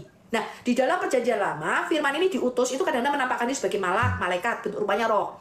Orang lain tidak bisa lihat tuh. Tapi kadang-kadang dalam wujud manusia, sehingga Sarah, pegawai-pegawainya tuh bisa lihat. Yang datang itu ya manusia gitu loh, laki-laki. Kadang menampakkan diri dalam rupa elemen, nyala api di dalam Kejadian 15. Kadang menampakkan diri dalam rupa semak yang menyala, yang tidak terbakar, itu tumbuhan. Kadang menyatakan diri sebagai binatang, Pak, sebagai, kalau Bapak baca di dalam perjanjian baru, Roh Allah, Roh Kudus turun dalam rupa burung merpati. Di dalam Kisah Rasul 2, Roh Kudus turun, Allah itu turun, Pak, dalam rupa nyala api. Nah, karena itu maha kuasa di dalam definisi Alkitab, itu artinya Allah bisa menjadi berapapun yang dia mau, Allah bisa menjadi apapun yang dia mau, tapi dia tetap Allah yang satu. Oke. Gitu. Ya, sih paham sih, Bu. Ya, jadi jawaban dari 1 Timotius 6:16 itu ternyata ya mungkin saya paham lah. Merujuk kepada Allah yang roh, yang nggak kelihatan. Iya, iya. Itu sih yang mungkin yang membuat saya bingung itu ya, karena apa? Ya di situ dikatakan bahwa satu-satunya tidak terlihat dan tetapi kalau saya baca tidak terlihat, tapi bukan berarti nggak bisa dilihat, Pak. Dia tidak terlihat karena dia roh. Tapi kalau dia menampakkan dirinya, menyatakan dirinya kan bisa kelihatan. Bu Sofi, saya, Ibu bisa ini Bu, tolong bantu saya jelaskan di sini Bu, sebentar Bu. Ya saya 29:12 Bu. Ya di situ itu saya apa ya? Saya juga dapat referensi sih itu. Kalau Ibu bersedia dan sudi menjelaskannya, mungkin saya akan lebih senang. Tapi saya juga soalnya memang apa ya Bu ya? Tapi yang ya, bisa membaca gitu ya. Inilah kitab. Itu maksudnya ya Bu ya. Saya ya, kita baca dari atas ya Pak. Kita baca dari atas. Dikatakan gini, celakalah Ariel. Ariel itu nama lain daripada Yerusalem. Jadi ini Nabi Yesaya itu bernubuat tentang kota Yerusalem.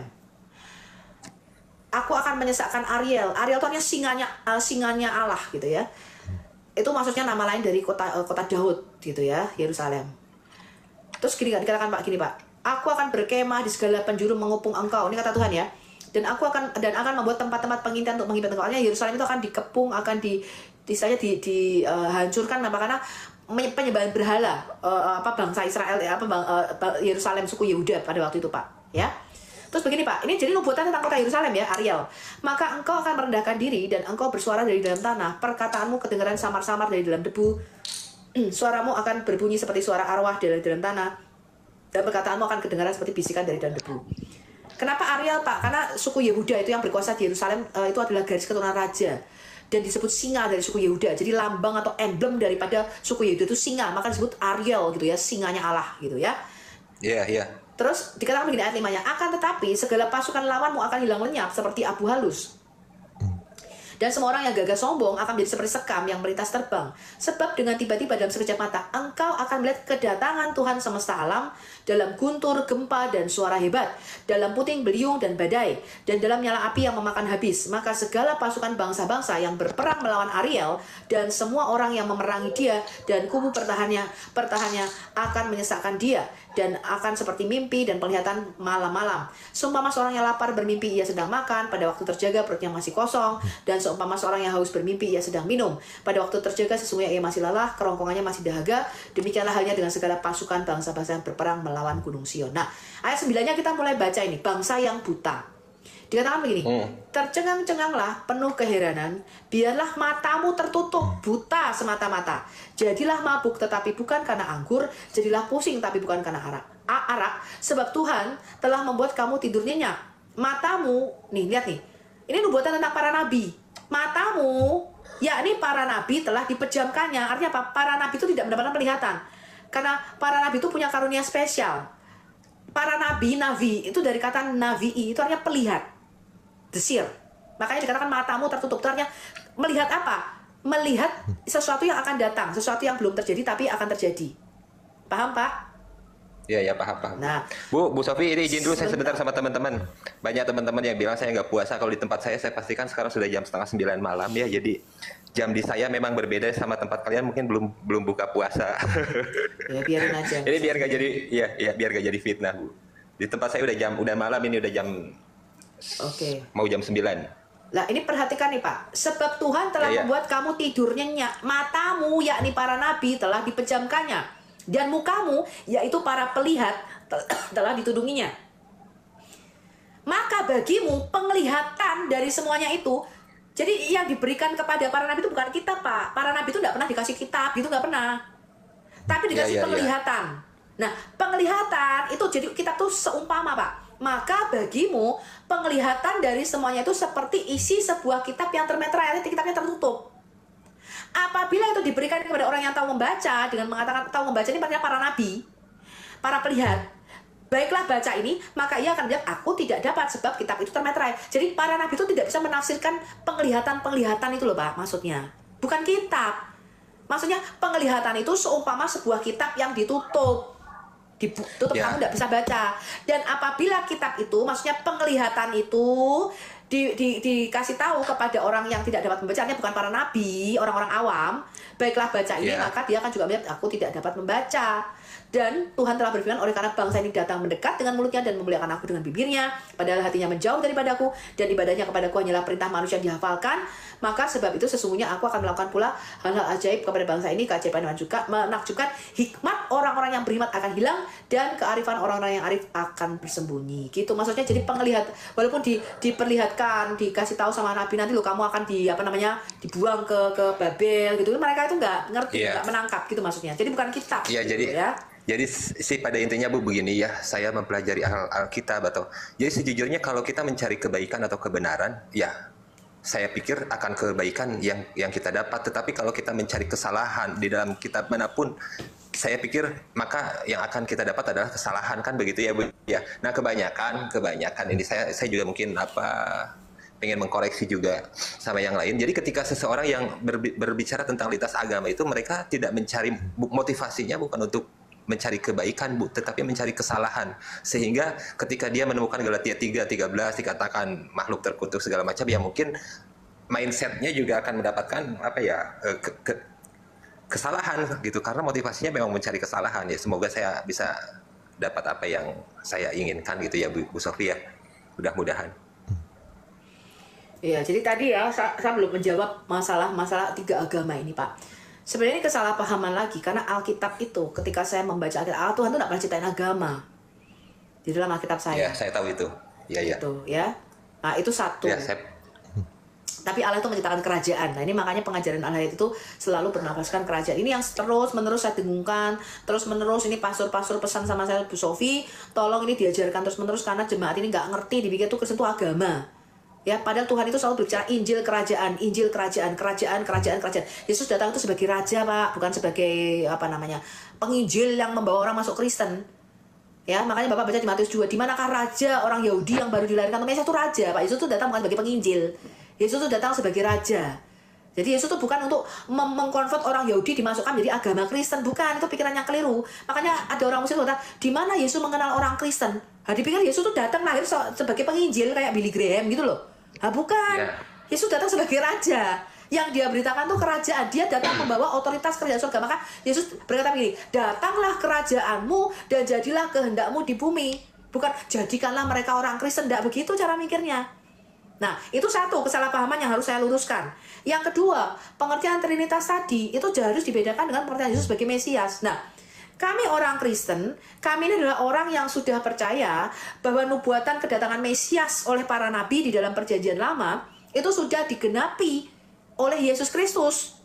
Saksinya adalah para rasul. Jadi para rasul di dalam Perjanjian Baru itu merupakan saksi mata bahwa nubuatan para nabi di dalam Perjanjian Lama itu sudah digenapi. Maka para rasul mengatakan, ini loh yang dijanjikan para nabi, kami ini saksinya. Yesus ini loh Mesias yang dijanjikan itu.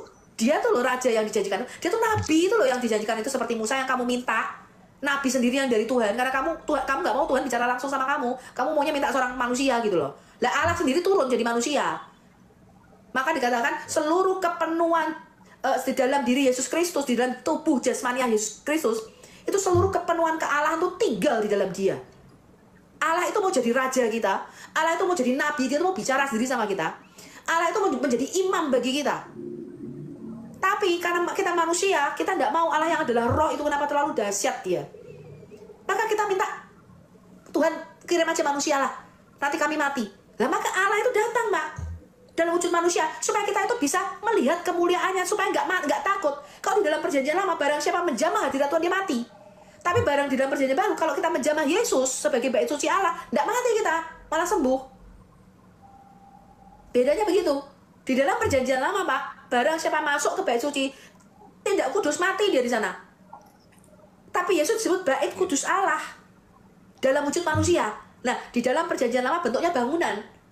Dalam Perjanjian Baru tidak, bait kudus Allah itu datang bukan wujudnya bangunan. Yesus disebut batu yang hidup. Kita ini disebut batu-batu hidup. Kita ini tubuh Kristus, bangunan Kristus. Dia datang dalam wujud manusia, Pak, dalam Perjanjian Baru. Maka kita pun orang Kristen itu disebut bait Allah. Wujudnya saya ini bait suci, Pak. Makanya orang Kristen kalau doa enggak lagi kiblatnya kemana ya, bangunannya orang kita sendiri, bangunannya kok. Kita disebut batu-batu yang hidup. Yesus disebut batu penjuru. Gitu loh, Pak. Oke, terima kasih Bu Sofi atas yang tadi 1 Timotius itu saya sudah jelas. Nah, kembali lagi Bu, saya kan memang tidak memahami apa Kristen ya.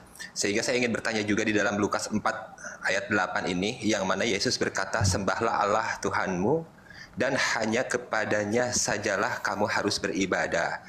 Nah, di sini pun jadi konteks apa ya? Mindset saya jadi agak pudar lagi juga Bu. Maksudnya coba tolong Bu Sofi jelaskan di dalam Lukas 4 ayat 8 ini, di mana Yesus berkata, sembahlah Allah Tuhanmu dan hanya kepada sajanya lah kamu harus beribadah. Bagaimana Bu? Di dalam Matius 4 dan Lukas 4 itu kan Allah memberi judul pencobaan Yesus oleh iblis gitu kan. Lah karena di dalam mindset benak teman-teman Kristen dengan benak saudara-saudara kita Muslim, kata Tuhan yang dikenakan pada Yesus ketika kita menyebut Yesus Tuhan, itu pikiran kalian tuh Yesus itu pencipta. Pikiran kalian tuh Yesus itu Allah, dipikir tuh Allah Bapa, bukan Pak. Yesus itu Allah tapi bukan Allah Bapa. Ya, maka dikatakan dia monogenes, dia satu jenis sama Bapa, jenisnya Allah. Karena kata Allah, berapa? Ya, saya paham Bu. Maksud saya di sini bahwa Yesus itu mengatakan sembahlah Allah Tuhanmu dan hanya kepada saja. Saya jelaskan, bentar. Yesus itu datang, Bapak itu mesti ngerti, dia datang itu sebagai Adam yang kedua, sebagai manusia prototipe manusia baru. Kenapa? Karena Adam yang pertama itu gagal, Pak, ketika dicobai. Bapak baca di Kejadian pasal 3. Di dalam Matius 4 dan Lukas 4 ini, Yesus itu menggantikan kedudukan Adam. Adam itu disebut anak Allah di dalam Lukas pasal yang ketiga. Adam yang pertama itu gagal, Pak. Untuk menjadi apa? Menggenapi rencana Allah sebagai raja, sebagai imam, dan sebagai penguasa di bumi. Adam yang pertama itu menyerahkan kerajaan manusia di bumi ini ke dalam tangan iblis. Maka kalau Bapak baca tuh di ayat 5 dan ayat 6-nya. Kemudian iblis ini membawa Yesus ke suatu tempat yang tinggi. Dan dalam sekejap mata ia memberikan kepadanya semua kerajaan dunia. Ini kerajaan manusia. Kerajaan dimensi kita nih, dimensi materi. Lalu kata iblis kepada Yesus, kepada Adam yang kedua ini, berkata begini, segala kuasa itu, kuasa di bumi ini, serta kemuliaannya akan diberikan kepadamu. Sebab semuanya itu telah diserahkan kepadaku. Siapa yang menyerahkan kerajaan manusia di bumi kepada iblis? Adam yang pertama, Pak. Kerajaan manusia, kerajaan Adam di bumi ini jatuh ke tangan kerajaan kegelapan. Sehingga Anda dan saya itu harus mati. Kerajaan iblis ini, Pak, di dalam Alkitab itu disebut kerajaan kematian atau kerajaan kegelapan. Ya, sehingga sejak Adam di pasal ketiga jatuh dalam dosa, dia memberontak melawan kerajaan surga. Dia berontak nih, kerajaan manusia ini berontak melawan kerajaan surga. Maka kerajaan manusia diserahkan sama Tuhan ke dalam tangan iblis. Bapak baca itu, Kejadian pasal yang ketiga. Maka sejak saat itu ada dosa dan kematian, kutuk itu berada di bumi ini. Karena kita ini berada di bawah kerajaan maut namanya. Yesus datang, Pak, sebagai Adam yang kedua, karena Adam yang pertama gagal. Yesus datang itu untuk mengambil alih kedudukan Adam yang kedua, sebagai raja, sebagai imam, sebagai nabi. Nah, Yesus datang sebagai manusia ini sangat penting. Di dalam kemanusiaannya ini, dia dicobai sama seperti Adam yang pertama.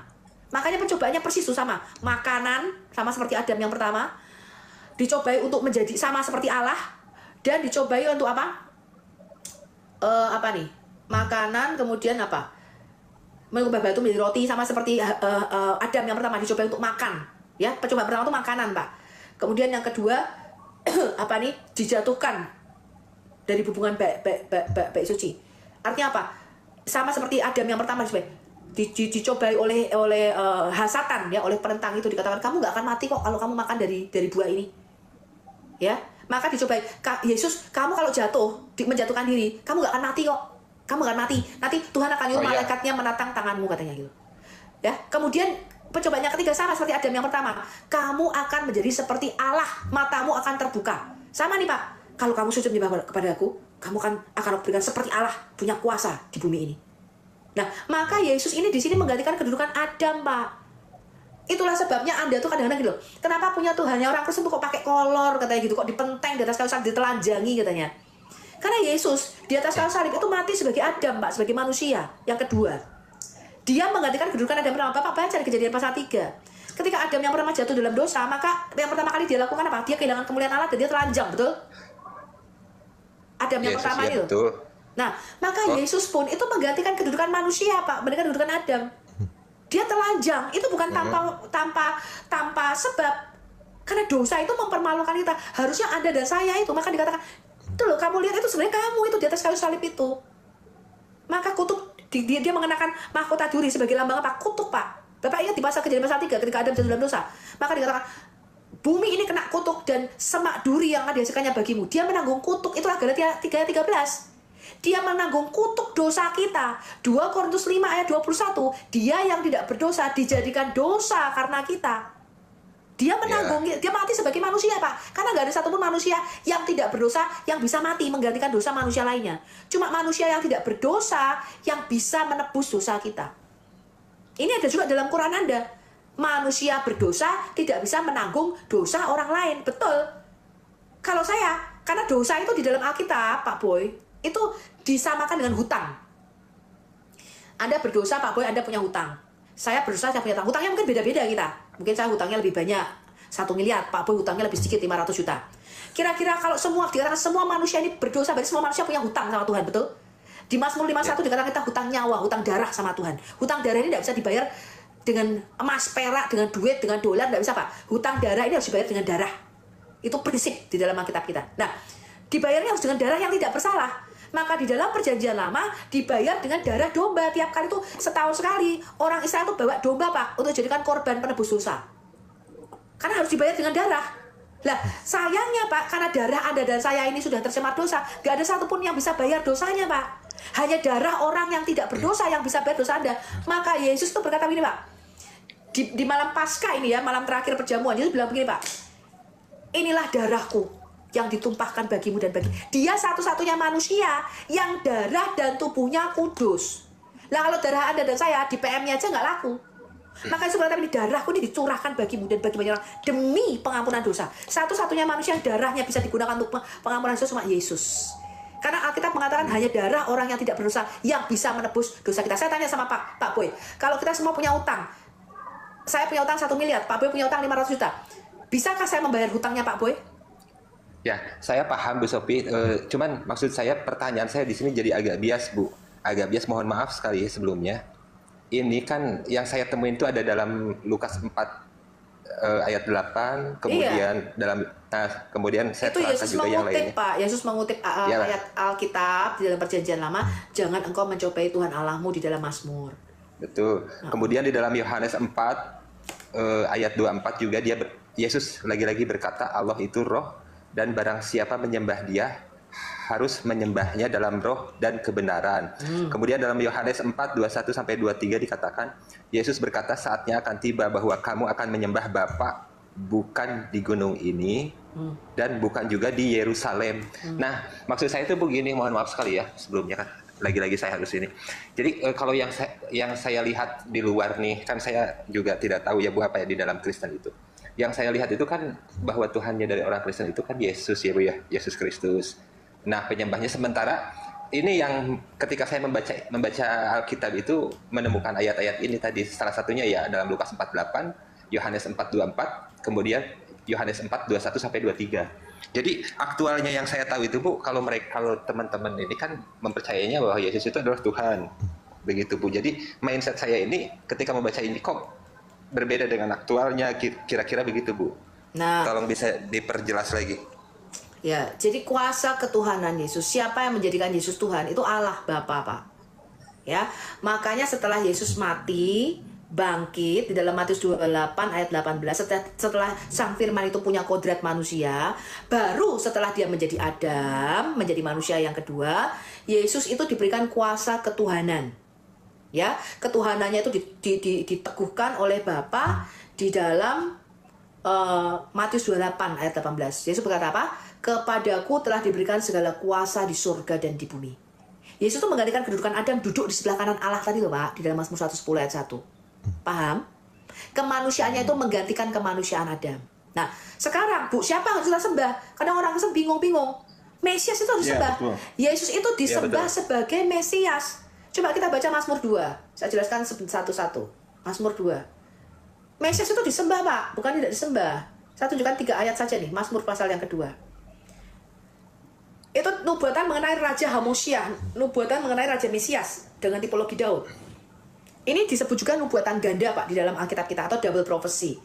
Mazmur 2 ini Pak, itu nubuatan tentang Raja Daud. Ini disebut juga the coronation of King David, pemahkotaan Raja Daud atau pengangkatan Raja Daud sebagai seorang Raja Mesias, Raja yang diurapi. Sekaligus nubuatan tentang Sang Mesias yang akan datang itu, yang dinubuatkan menjadi Raja seperti Daud. Paham sampai sini Pak? Ini nubuatan ganda. Sudah berlaku dan akan berlaku gitu ya. Nah, Bapak baca di situ tuh. Saya bacakan nih. Mengapa rusuh bangsa-bangsa? Mengapa suku-suku bangsa mereka-reka perkara yang sia-sia? Nih, perhatikan ayat 2-nya nih. Raja-raja dunia bersiap-siap dan para pembesar bermufakat bersama-sama. Ini raja-raja dunia nih. Melawan Tuhan dan yang diurapinya, betul? Di situ? Mazmur 2. Nah, melawan Tuhan. Tuhan itu Yodevave Pak di situ. Yang diurapinya tuh Mesiasnya. Jadi di situ tuh yang dilawan 2 Pak. Melawan Tuhan dan Mesiasnya. Kenapa yang dilawan 2? Memberontak terhadap Sang Mesias. Memberontak terhadap Tuhan. Kenapa? Karena Tuhan telah memberikan kuasa memerintah di bumi ini kepada manusia, Adam. Daud itu disebut tipologi gambaran daripada Yesus. Yang diberontak 2 bukan 1. Sekarang kita lihat ini. Dia ayat 4-nya nih. Dia yang bersemayam di sorga tertawa, Tuhan mengolong-olong mereka. Maka berkatalah dia kepada mereka dalam murkanya dan mengejutkan mereka dalam kehangatan amarnya. Akulah yang melantik rajaku di Sion, gunungku yang kudus. Jadi Tuhan itu kerajaan sorga Pak. Dia itu mau berekspansi ke bumi. Tapi karena Allah kita roh, dia tidak bisa, dia tidak punya tubuh fisik ini loh. Bagaimana dia memerintah di bumi? Maka dia itu menciptakan makhluk jenis spesies baru namanya manusia. Yang diberikan kuasa sama seperti kerajaan sorga. Untuk apa Adam itu diciptakan? Manusia diciptakan itu untuk duduk di sebelah kanan tadi loh Pak. Apa arti kata duduk di sebelah kanannya? Memerintah bersama dengan dia. Jadi Adam, manusia itu diciptakan untuk memerintah bersama dengan Allah kita. Alkitab menyebutnya kita tuh sebagai rekan sekerja Allah, partner Allah. Di mana Allah kita itu memerintah dalam kerajaan roh. Dia disebut Raja Sorga. Tetapi Adam itu memerintah di bumi. Tuhan di bumi itu Adam, Pak. Adam itu disebut Raja di bumi. Dan kerajaan Adam di bumi itu harus tunduk pada kerajaan sorga. Tadinya berada di bawah kerajaan sorga. Bapak baca Daniel pasal yang keempat. Ya, ayat 1 sampai dengan 37. Kerajaan bumi itu harus tunduk pada kerajaan sorga. Tetapi karena Adam yang pertama ini memberontak, jatuh. Tadi loh Pak, dia melawan Raja Sorga. Di pasal 3 Kejadian. Maka Adam itu telah memindahkan kerajaan manusia di bumi. Itu di bawah kerajaan maut Pak. Di bawah iblis tadi loh yang Bapak baca. Lukas 4 dan Matius 4. Maka Yesus itu Pak datang sebagai Adam yang kedua. Untuk apa Pak? Mengambil alih kembali dominion kekuasaan di bumi supaya Adam kembali berkuasa di bumi. Gitu loh Pak. Diambil alih nih sama Allah kita. Aku akan jadi Adam. Aku akan mengambil alih kembali kerajaan manusia di bumi ini. Maka dikatakan di dalam Matius 28 ayat 18, segala kuasa di surga dan di bumi telah diberikan kepadaku. Lalu dikatakan apa? Lalu murid-muridnya melihat Yesus terangkat ke surga dan duduk di sebelah kanan Allah. Betul? Kata duduk itu bukan Allah Bapa, rambutnya putih, sebelah kiri, Yesus sebelah kanan, lalu tengahnya burung merpati, rambang Roh Kudus, bukan begitu Pak. Duduk di sebelah kanan itu gambaran Yesus itu menggantikan posisi Adam. Gitu loh tadi loh Pak, di dalam Mazmur 110 ayat 1. Duduk di sebelah kananku sampai aku buat musuhmu menjadi tumpuan kakimu. Itu berkaitan dengan 1 Korintus 15 ayat 24. Maka Yesus harus memegang pemerintahan segala sesuatu sampai segala sesuatunya takluk di bawah kaki Yesus, termasuk dosa dan maut. Jadi Yesus itu lahir sebagai raja, Pak, raja Mesias. Bapak baca coba Lukas 1 ayat 30 sampai dengan 33. Sebelum saya ke Yeremia 30 ayat 9. Apakah Mesias harus sembah? Lukas 1 30 sampai 33. 30 sampai 33. Aduh. Sebentar, Bu. Ya, oke. Sesungguhnya engkau akan mengandung dan Malaikat Gabriel datang sama Maria nih. Nah, ini apa Ya. nih tujuan Yesus datang? Ini ada banyak orang juga terprovokasi sama musim. Di mana Yesus berkata, akulah Allah, sembahlah aku. Enggak begitu. Yesus datang tuh bukan sebagai akulah Allah, pencipta, sembahlah. Enggak gitu, Pak, cara mikirnya. Yesus datang itu sebagai Mesias, Al-Masih. Nah, coba kita baca Lukas 1 ayat 30 sampai 33. Apa kata malaikat Gabriel kepada Maria? Hai Maria, sebab engkau beroleh kasih karunia di hadapan Allah, sesungguhnya engkau akan mengandung dan akan melahirkan seorang anak laki-laki. Dikatakannya sih seorang anak di sini, Bu. Dan hendaklah engkau menamai dia Yesus. Allah akan mengaruniakan kepadanya tahta Daud, bapa leluhurnya, dan ia akan menjadi raja atas kaum keturunan Yakub selama-lamanya, dan kerajaannya tidak akan berkesudahan. Nah, ini pengajaran yang panjang nih yang saya jelaskan sama Pak Boy. Ini rangkuman kejadian sampai Wahyu, Pak. Jadi Yesus datang itu untuk menggenapi nubuatan di dalam perjanjian lama sebagai Mesias, Pak. Sebagai Raja. Maka dikatakan Tuhan Allah akan mengaruniakan kepada Yesus tahta Daud, betul? Ya, di sini dikatakan begitu. Bapa leluhurnya apa? Yesus sebagai Raja Mesias tadi loh Pak, di Mazmur 2 yang tadi barusan kita baca. Sebagai Raja di Sion. Ya, menggenapi nubuatan. Nanti akan datang seorang Raja Mesias seperti Daud. Ya. Ya, maka dikatakan hari ini telah lahir bagimu Mesias, Al-Masih, Kristus, Tuhan di kota Daud. Maksud Tuhan di situ tuh maksudnya tuh menggantikan kedudukan Adam sebagai Tuhan di bumi. Ketuhanan Yesus berkaitan dengan manusianya. Makanya orang Kristen tidak pernah nyanyi Yesus Tuhan dan manusia. Enggak pernah begitu, karena kemanusiaannya tuh ya Tuhan di bumi. Orang Kristen nyanyi Yesus Tuhan dan Allah kami. Ketuhanannya tuh selalu berkaitan dengan gelar Yesus sebagai Mesias. Sampai sini paham? Selalu. Ya, kalau Mesias itu saya yakin, Bu. Ya. Oke, sebentar, tunggu. Pelan-pelan satu-satu saya bawa Bapak logikanya nih. Lalu malaikat Gabriel berkata begini, Tuhan Allah akan mengaruniakan kepada Yesus sebagai Mesias tahta Daud. Berarti menjadi raja, betul? Supaya dia apa? Memerintah atas bangsa pilihannya, Israel, Yakub, keturunan Yakub, dan kerajaan Mesias tidak akan punah, kekal, betul? Ya. Nah, makanya Yesus itu menggantikan kedudukan Adam yang pertama yang gagal, lupa kerajaannya ini udah lepas dari kerajaan sorga. Nah, di dalam Mazmur 2, saya kembali ke Mazmur 2. Ayat yang ke-7, 6 ke-7. Akulah yang telah melantik rajaku di Sion, gunungku yang kudus. Jadi Tuhan itu mau bekerja sama dengan manusia. Di bumi ini selalu ada raja yang sulung, tipologi Raja Daud. Aku mau menceritakan tentang ketetapan Tuhan, ayat 7. Ia berkata kepadaku, anakku, engkau telah kuperanakkan pada hari ini. Makanya kalau Bapak baca, ketika Yesus mau disalib, dihadapkan pada mahkamah agama, imam besar, Hanas dan Kayafas itu bertanya sama Yesus, apakah engkau Mesias? Anak dari Allah yang maha tinggi itu, anak dari yang terpuji itu. Ya dari sini Pak, Mazmur 2. Ketika Yesus mengatakan, aku nih loh Raja Mesias, aku bakal jadi raja di atas segala raja. Yesus mengatakan, mereka berkata, apakah engkau Mesias itu yang bakal menjadi seperti Daud, menjadi raja kami atas Israel? Yesus berkata, akulah dia. Gitu loh Pak, ngerti ya? Ini loh nubuatan ini loh. Mintalah kepadaku, maka bangsa-bangsa akan kuberikan kepadamu menjadi milik pusakamu, dan ujung bumi menjadi kepunyaanmu. Engkau akan meremukkan mereka dengan gada besi, memecahkan mereka seperti tembikar tukang periuk. Ini digenapi Yesus kalau Bapak baca dalam Wahyu 19 ayat 11-16. Dikatakan ketika dia datang, nanti kedua kali dia datang sebagai raja di atas segala puncak daripada segala raja dia. Karena dia Hamosiah. Tidak ada lagi raja yang lebih tinggi daripada Yesus. Tidak lagi ada imam besar seperti Yesus. Dan tidak ada lagi nabi selain Yesus. Karena dia adalah firman Allah itu sendiri. Maka kalau Bapak baca dalam Wahyu 19, ayat 11-16, dikatakan Yesus akan datang sebagai, di pahanya tertulis namanya, yaitu firman Tuhan. Raja di atas segala raja, Tuhan di atas segala Tuhan, dan dia akan menggembalakan segala bangsa dengan gada besi dan memecahkan mereka seperti tembikar tukang periuk. Betul? Ini loh, ini nubuatan ganda nih, berlaku untuk Daud dan untuk Mesias. Nah, Bapak baca ayat 11-nya, Mazmur 2 ayat 11. Beribadahlah kepada Tuhan, bukan cuma Tuhan nih. Beribadah kepada Tuhan dan ciumlah, ini sedikit keliru terjemahannya, bukan ciumlah kakinya.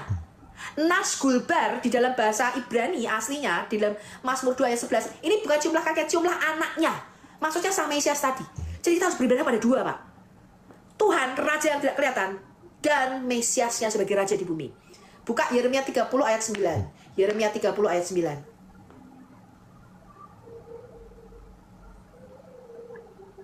Di dalam Yeremia 30 ayat 9, ini perkataan Tuhan sendiri ya.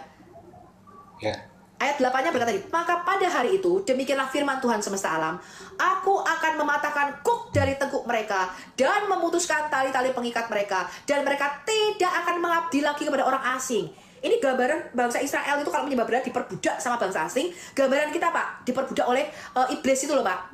Maka Yesus itu tipologi daripada nabi seperti Musa. Kalau Musa itu Mesias, nabi Hamosiah, yang membebaskan bangsa Israel dari perbudakan Mesir.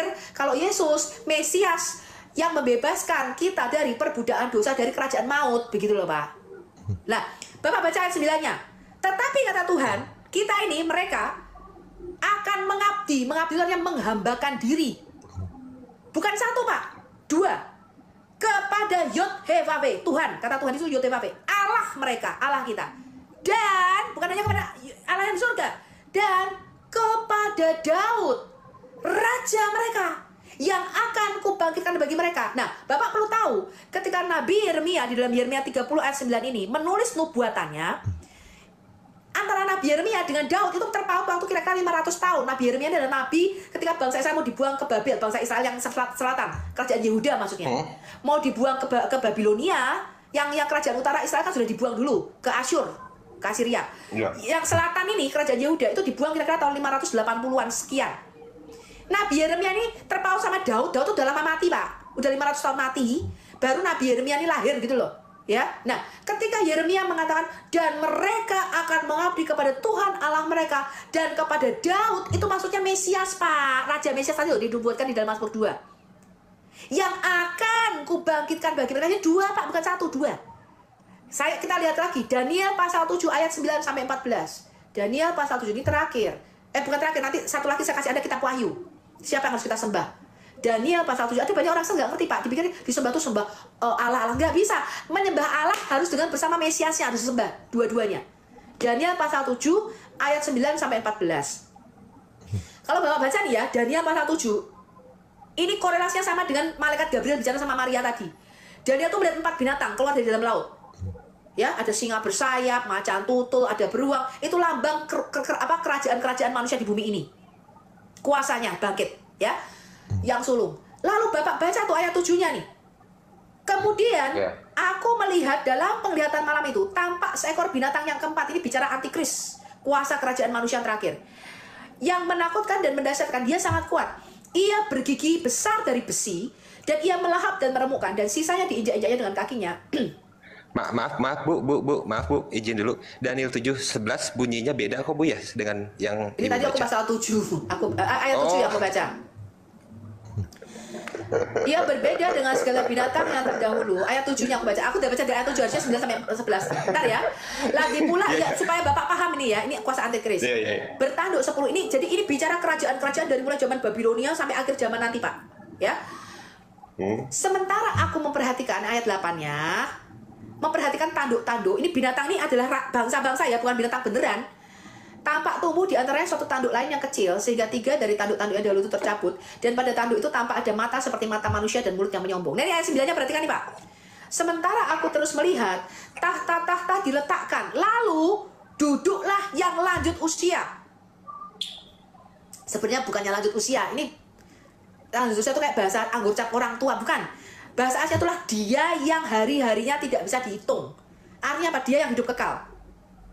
Artinya dia tuh yang tidak berada di dalam dimensi ruang dan waktu kita, begitu Pak. Ya, artinya bukan dia lanjut usia tuh lalu gambarannya seperti orang tua, tidak. Pakaiannya putih seperti salju dan rambutnya bersih seperti bulu domba. Kursinya dari nyala api dengan roda-rodanya dari api yang berkobar-kobar. Jadi di dalam budaya Timur Dekat Purba, ini Musa dan para nabi menulis dalam budaya Timur Dekat Purba, Pak. Seorang yang rambutnya putih itu gambaran daripada El atau Allah. Itu digambarkan berambut putih dan berjenggot merah abu-abu. Ya, sampai sini ngerti ya yang dilihat Nabi Daniel. Nah, suatu sungai api timbul dan mengalir dari hadapannya. Ini bukan manusia biasa, ini Elohim, ya. Allah maksudnya. Beribu-ribu melayani dia. Dan selaksa kali berlaksa berdiri di hadapannya. Lalu duduklah di hadapan Allah nih Pak, majelis pengadilan, dan dibukalah kitab-kitab karena dia itu bentuknya kerajaan. Dia punya sidang para raja, namanya anak-anak Allah, ya, di dalam kerajaan surga.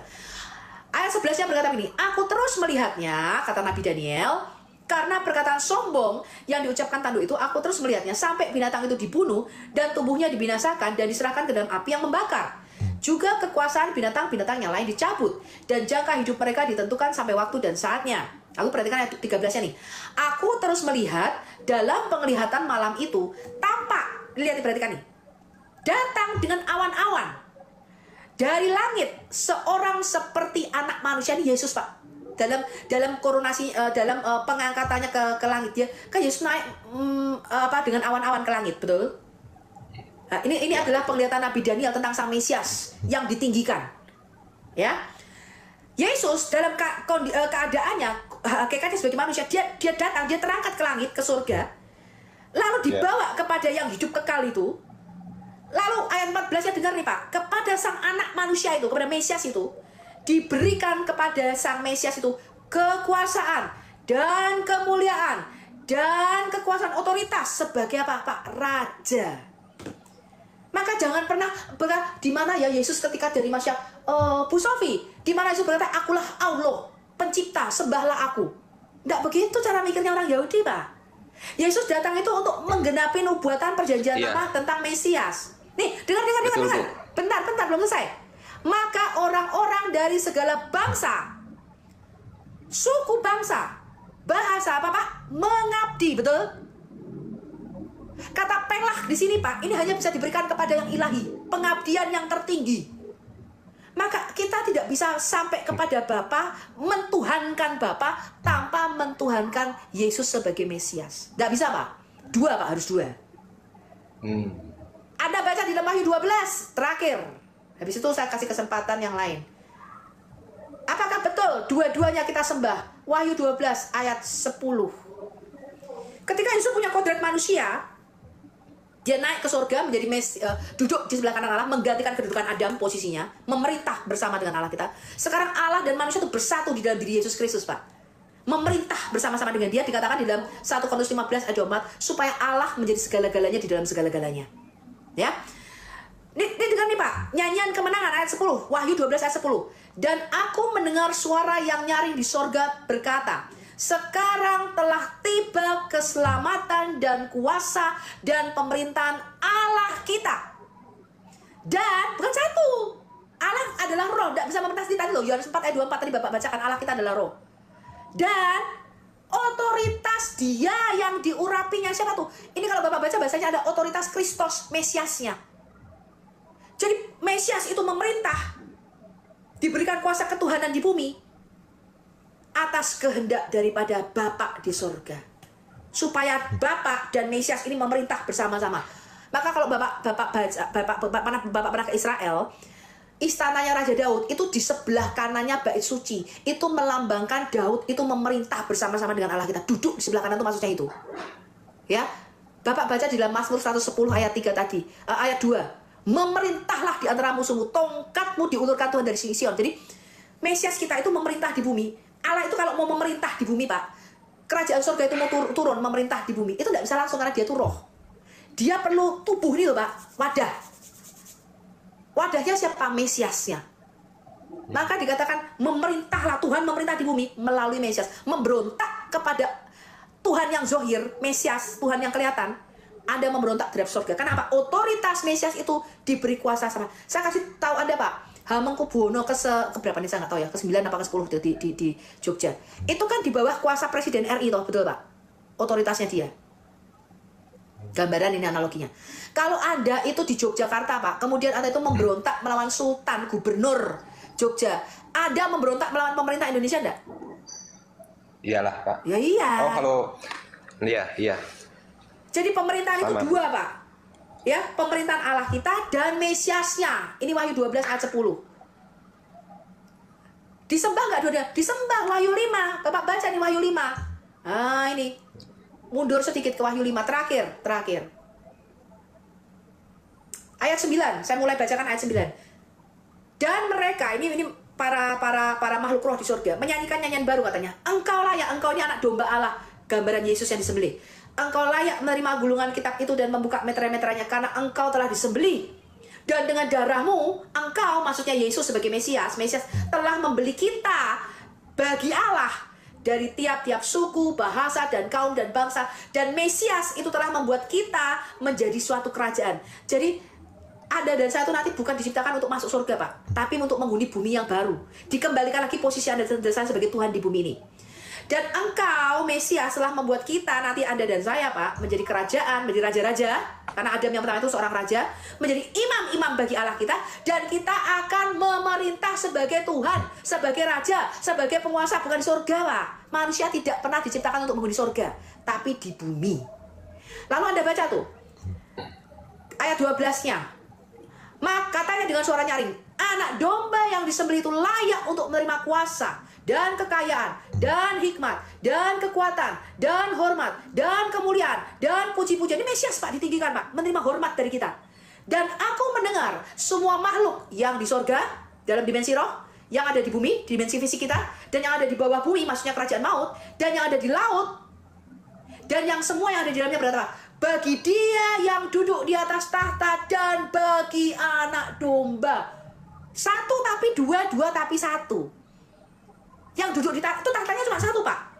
Bapak baca di dalam Wahyu 3 ayat 21. Yesus kata, aku duduk di atas tahta Bapakku dan memerintah bersama-sama dengan dia. Kita baca ya, Wahyu 3 ayat 21.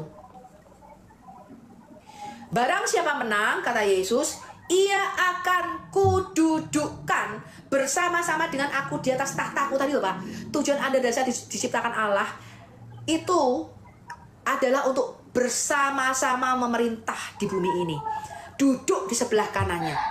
Posisi ini jatuh, Pak, ketika Adam jatuh dalam dosa. Kita kehilangan dominion kuasa atas bumi ini. Maka ada sakit, penyakit, kemiskinan, kutuk, kematian, dosa, kejahatan itu masuk dalam dunia ini. Karena Anda dan saya itu kehilangan kuasa memerintah bumi ini. Yesus datang sebagai Mesias, dia memulihkan kedudukan Adam ke posisi semula sebagai raja, sebagai imam, dan sebagai Tuhan di bumi ini. Lalu Yesus berkata begini nih, Pak. Sebagaimana aku pun telah menang, dalam keadaannya sebagai manusia dia menang, sebagai Adam yang kedua, dan duduk bersama-sama dengan Bapakku di atas tahtanya. Itu maksudnya, Pak. Itu ini maksudnya menang itu bagaimana ya, Bu? Yang definisi menang di sini itu seperti apa, Bu? Menang artinya tidak menyangkal Yesus sebagai Tuhan dan Juru Selamat, dilahirkan kembali menjadi ciptaan baru.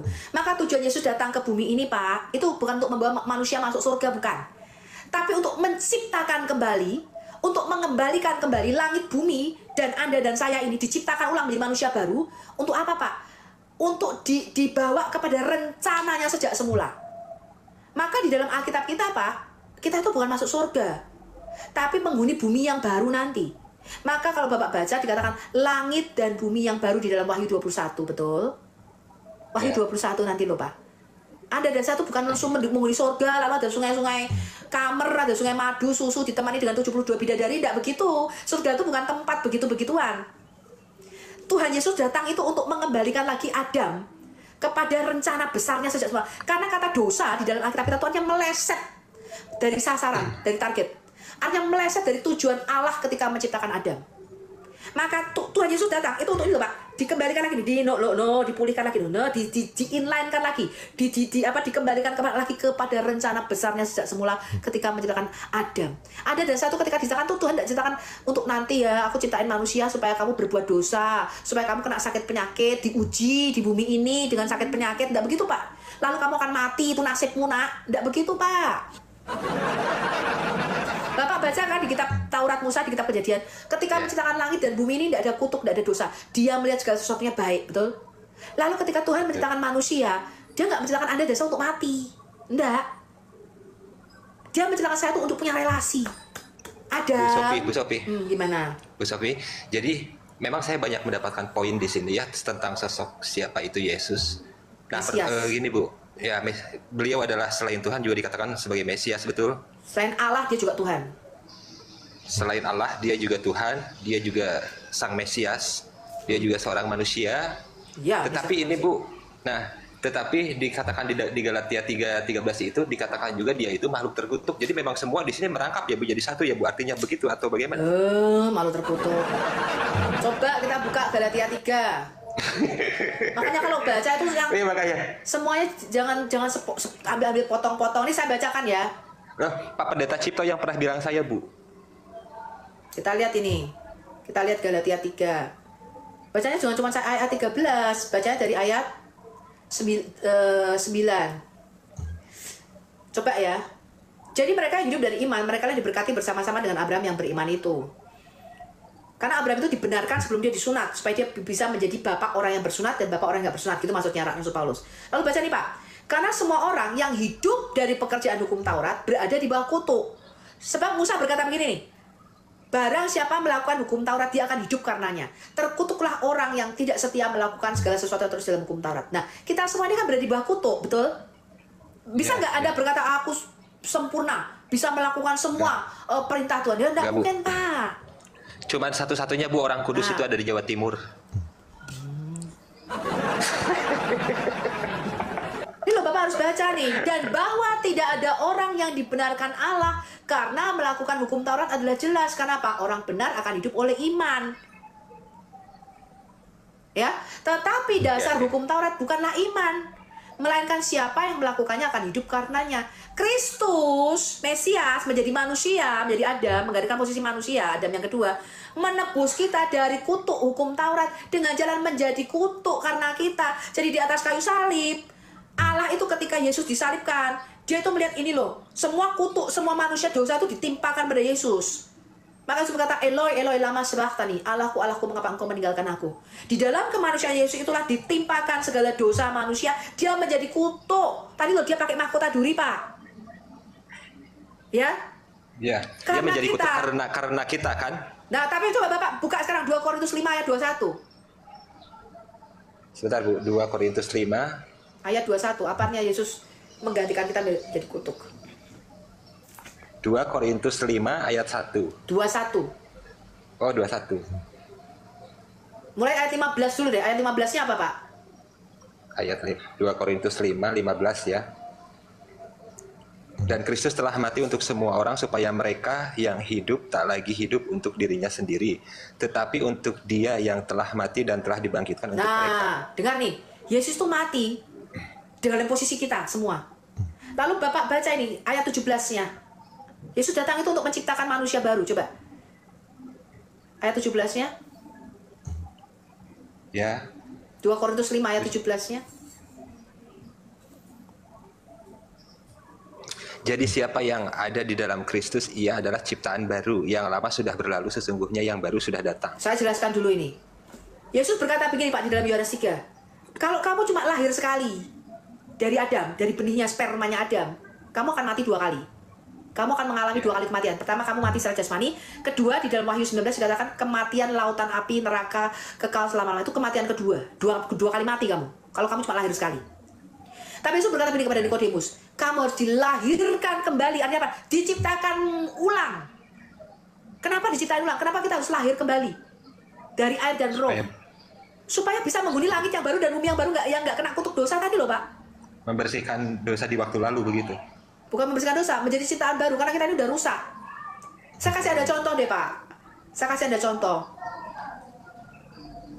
Contohnya gini nih. Kalau suatu pencipta nih, pencipta telepon, iPhone, iPad, mobil, pesawat terbang, sebelum mereka itu diproduksi massal, betul? Mobil misalnya nih, itu dia bikin prototipenya dulu nggak? Dibikin prototipenya dulu nggak?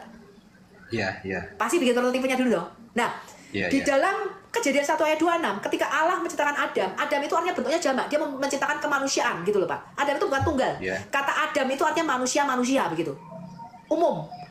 Tapi kalau manusia pertama itu disebut Ha-Adam, artinya manusia yang satu itu. Nah, sebelum kita ini diproduksi massal, sebelum Anda dan saya itu dilahirkan, kita ini semua miliaran manusia ini dicetak, diproduksi massal, Pak, dari spermanya Adam. Dia itu bikin prototipenya dulu, Pak, cetakan pertamanya dulu. Cetakan pertama ini dibuat tuh jantan dan betina, laki-laki dan perempuan. Bapak baca itu di dalam Kejadian 1 ayat 28. Ya, 27 dan 28. Dibikin prototipenya dulu. Ya, aku udah pelan-pelan banget nih, soalnya mungkin Bapak nggak pernah baca Alkitab. Lalu Pak, dari prototipenya ini dikatakan yang pertama dibikin itu yang laki-laki, kemudian yang perempuan. Yang maskulin dulu baru feminim. Dia bikin prototipenya dulu nih sebelum dicetak massal. Di dalam diri cetakan yang prototipenya itu, Tuhan itu memberikan namanya kuasa bereproduksi. Dia memberikan zera, benih. Dia berikan benih zera itu di dalam tubuh manusia, di dalam binatang, dan di dalam tumbuhan. Jadi kita Anda dan itu bukan hasil ciptaan dalam tanda petik. Tiap hari Tuhan terus-menerus menciptakan manusia, itu enggak Pak. Ada dan penciptaan itu cuma sekali tok dulu. Manusia pertama yang dicetak, apa yang diciptakan itu cuma ini. Selanjutnya dilahirkan, diproduksi dari spermanya Adam. Coba Bapak baca Kisah Rasul 17 ayat 26. Kisah Rasul 17. Ini maksudnya dosa asal ya Pak ya. Kisah Rasul 17 ayat 26. Apa katanya Pak? Dari satu orang saja ia telah menjadikan semua bangsa dan umat manusia untuk mendiami seluruh muka bumi. Ini bahasanya dari satu darah, from one blood. Artinya dari satu DNA saja. Jadi Allah tuh nggak ciptain setiap hari. Kalau di dalam prinsip Islam Bapak kan tiap hari dia ciptain manusia, bayi, betul? Alkitab enggak Pak, penciptaan itu sudah selesai. Sudah selesai Pak. Tapi kuasa kreativitas Tuhan itu ada 5. Salah satunya ada 6, sorry. Salah satunya adalah yalat, yaitu kuasa untuk bereproduksi. Di dalam diri Adam yang pertama, manusia pertama ini Pak, itu diberikan namanya sperma, benih. Di dalam perjanjian lama namanya zera. Kata zera itu artinya benih, biji. Dan cuma sekali aja dihembuskan nafas ke dalam nyawa itu, cuma sekali aja dihembuskan di dalam lubang hidung Adam. Namanya Nesemah Kaim, itu dihembuskan nafas kehidupan, ada banyak kehidupan dihembuskan pada manusia pertama ini Pak. Lalu dari benihnya Adam ini Pak, yang satu ini cuma satu tok, itu dilahirkan semua manusia di muka bumi ini. Bukan tiap hari Allah menciptakan bayi, tidak. Iya. Ngerti ya? Iya, paham. Inilah turunnya dosa asal. Lah, cetakan pertamanya rusak. Saya kasih Anda contoh Pak, ketika Toyota misalnya. Maaf nih ya, bukan contoh aja nih. Toyota ya, mengeluarkan analogi. Toyota itu mengeluarkan Agya Ayla misalnya. Dia kan masih bikin prototipenya dulu loh sebelum diproduksi massal. Iya. Semua produksi massal ini itu pasti kan ngikuti cetakan pertamanya ini, betul? Betul nggak? Misalnya nih, iPhone 14 itu. Semua iPhone 14 Bapak beli mau di Amerika, mau Bapak beli di Indonesia, pasti kan dimensinya 6,1, ngikuti cetakan pertamanya, betul? Iya. Betul nggak? Nah, sekarang Bapak baca Kejadian 5 ayat 1 dan 2. Cetakan prototipenya pertama rusak, Pak. Bapak baca Kejadian 5 itu, ayat 1 dan 2. Kalau Toyota Agya ini, prototipenya tuh misalnya ada airbagnya yang rusak atau ada remnya yang breaknya yang nggak ini, pasti semua produksi massalnya ngikuti cetakan pertamanya ini rusak, betul? Ya, ini tentang ini Bu, tentang keturunan Adam dan penciptaan manusia ya, Kejadian 5 ayat 1. Sekarang saya tanya, kalau misalnya ada laporan kecelakaan, ternyata ada yang salah nih pada waktu dia produksi massal, pada waktu dicetak, maka apa yang terjadi? Ditarik balik Pak sama Toyota Pak, diproduksi ulang. Demikian juga Anda dan saya Pak. Coba Anda lihat ini, inilah daftar keturunan Adam pada waktu manusia itu diciptakan oleh Allah. Dibuatnyalah Adam menurut rupa Allah, gambar Allah. Laki-laki dan perempuan diciptakannya mereka. Dia memberkati mereka dan memberikan nama mereka Adam. Jadi ini beda dengan Islam. Di dalam Alkitab Pak, dua-duanya ini yang laki-laki dan perempuan namanya Adam Pak. Jadi Adam itu bukan ini, Adam itu artinya manusia gitu Pak. Ada dasar itu juga Adam. Tapi dibikin prototipenya tuh laki-laki dan perempuan, Zakar dan Nekebah namanya. Ya. Tapi perhatikan ini ayat 3-nya. Setelah Adam hidup 130 tahun, Adam ini sudah jatuh dalam dosa nih, sudah diusir keluar dari Taman Eden. Dia memperanakkan, tidak diciptakan lagi Pak. Dari Zera ini. Zera ini bahasa Yunani di dalam perjanjian baru menjadi sperma untuk manusia, untuk manusia dan binatang, menjadi kata spora di dalam perjanjian baru untuk tumbuhan. Nah, dari Zera, benih spermanya Adam, itu dia melahirkan, memperanakan seorang laki-laki menurut rupa dan gambar Adam yang sudah rusak. Bukan lagi menurut rupa dan gambar Allah, kita telah kehilangan gambar Allah itu. Lalu memberi nama Set kepadanya. Ini setelah Kain membunuh Habel. Ini Pak asal dosa, ada satu cetakannya udah tadi Pak, kayak prototipenya rusak Pak. Ada error. Ada error. Pada prototipe pertamanya ini sudah error, manusia pertamanya ini error. Anda dan saya itu nggak diciptain tiap hari. Anda dan satu hasil ini loh Pak. Apa namanya? Produksi massal spermanya Adam. Lah, Yesus berkata begini Pak, karena semua manusia ini dari hasil spermanya Adam. Kalau kamu cuma dilahirkan sekali tok dari mamamu, kamu tidak bisa masuk kerajaan sorga. Dunia langit yang baru dan bumi yang baru nggak bisa. Karena di langit yang baru dan bumi yang baru ini nggak boleh ada dosa, nggak boleh ada kutuk. Dikembalikan lagi kepada rencana penciptaannya sejak semula. Nah, lalu Yesus berkata begini kepada Nikodemus, lalu gimana caranya dong aku masuk kerajaan sorga itu? Kamu harus lahir kembali. Nikodemus bilang begini, loh, aku sudah tua jenggotan begini, masa aku masuk lagi ke dalam rahim ibuku? Enggak begitu kata Tuhan Yesus. Kamu harus dilahirkan kembali dari air dan roh. Artinya apa? Tadi loh Pak, di dalam 2 Korintus 5 ayat 17 tadi, menjadi ciptaan yang baru. Maka kita tuh dibaptis, itu artinya apa? Baptis itu artinya mati dari manusia lama, kemudian lahir, karena dari air Pak, sama seperti bayi itu loh, dari air ketuban ibu, dilahirkan kembali dari air dan roh. Tanda kita itu diciptakan ulang. Yang pertama kali dia ciptakan ulang adalah roh kita. Roh Anda dan saya begitu dibaptis, terima Yesus sebagai Tuhan dan Juru Selamat, roh Anda dan saya itu langsung lahir kembali. Jiwa kita Pak, pikiran kita yang sudah rusak ini, itu terus-menerus dibaharui. Karakter Anda, emosi, sifat-sifat kita yang buruk, itu tidak bisa langsung. Tapi belajar dengan firman. Firman mengatakan, jadilah kamu lemah lembut. Tuh aku dulu orangnya suka berantem kasar. Ya, jadilah ya seperti itu karakter itu berubahnya pelan-pelan selama kita hidup. Itu jiwa. Tapi tubuh, keselamatan yang dijanjikan itu tidak bisa dibarui dalam dunia ini, karena tubuh kita makin tua, makin keriput, nanti lama-lama kita mati. Tapi Tuhan berkata begini, tubuhmu akan diciptakan ulang. Aku akan memberikan kamu kebangkitan badan, bukan kebangkitan roh atau kebangkitan jiwa, kebangkitan badan. Jadi orang kita tuh kami percaya tubuh kami akan diciptakan ulang nanti Pak. Ketika Yesus datang kedua kali, maka kita akan punya roh yang baru, jiwa yang sudah dibaharui, dan tubuh yang baru yang akan masuk ke dalam langit yang baru dan bumi yang baru. That's the whole story of the Bible. Dikembalikan lagi kepada rencananya sejak semula. Gitu Pak. Ya, makanya kita tidak di surga nanti. Bukan ditemani bidadari-bidadari, tidak begitu konsepnya. Iya. Tapi diciptakan ulang. Ibu Sofi. Penciptaan ulang, ya, itu maksudnya. Mungkin terima kasih banyak ya Bu, biar bergantian, ini sudah banyak kayaknya 1,2K sekarang. Jadi ya, pertanyaan tadi yang pertama 1 Timotius 6:16 sudah terjawab, kemudian Lukas, Yohanes sampai Yesaya tadi ya Bu Sofi, terima kasih banyak sekali atas waktu dan kesediaan menjawabnya. Mungkin semoga jadi pembelajaran buat saya, terutama juga mungkin buat teman-teman yang lain Bu Sofi. Apabila ada ucapan saya yang kurang enak tadi, mungkin mohon dimaafkan ya teman-teman di sama. Kristen atau di mana. Enak kok, saya senang kok diskusi sama Bapak. Terima kasih. Kali masuk lagi ke pertemuan saya. Barakallahu fiikum. Ya, Pasti Bu, shalom. pasti Bu, pasti. Barakallahu fiik wal hidayah. Semoga ya. Selamat menjalankan doa puasa juga ya di bulan Ramadan ini. Sahabat sekalian, coba jika seorang muslim mau berpikir terbuka seperti pria ini. Sayangnya seringkali, ketika seorang muslim mencoba memahami iman Kristen, mereka melihatnya dari sudut pandang Islam, seolah-olah Kristen hanyalah versi lain dari agama mereka. Misalnya, mereka berpikir bahwa Allah dalam Alkitab sama dengan konsep Allah dalam Islam, atau bahwa Yesus hanyalah seorang nabi seperti dalam ajaran mereka. Padahal, jika ingin memahami kekristenan secara benar, kita tidak bisa memakai cara pandang Islam.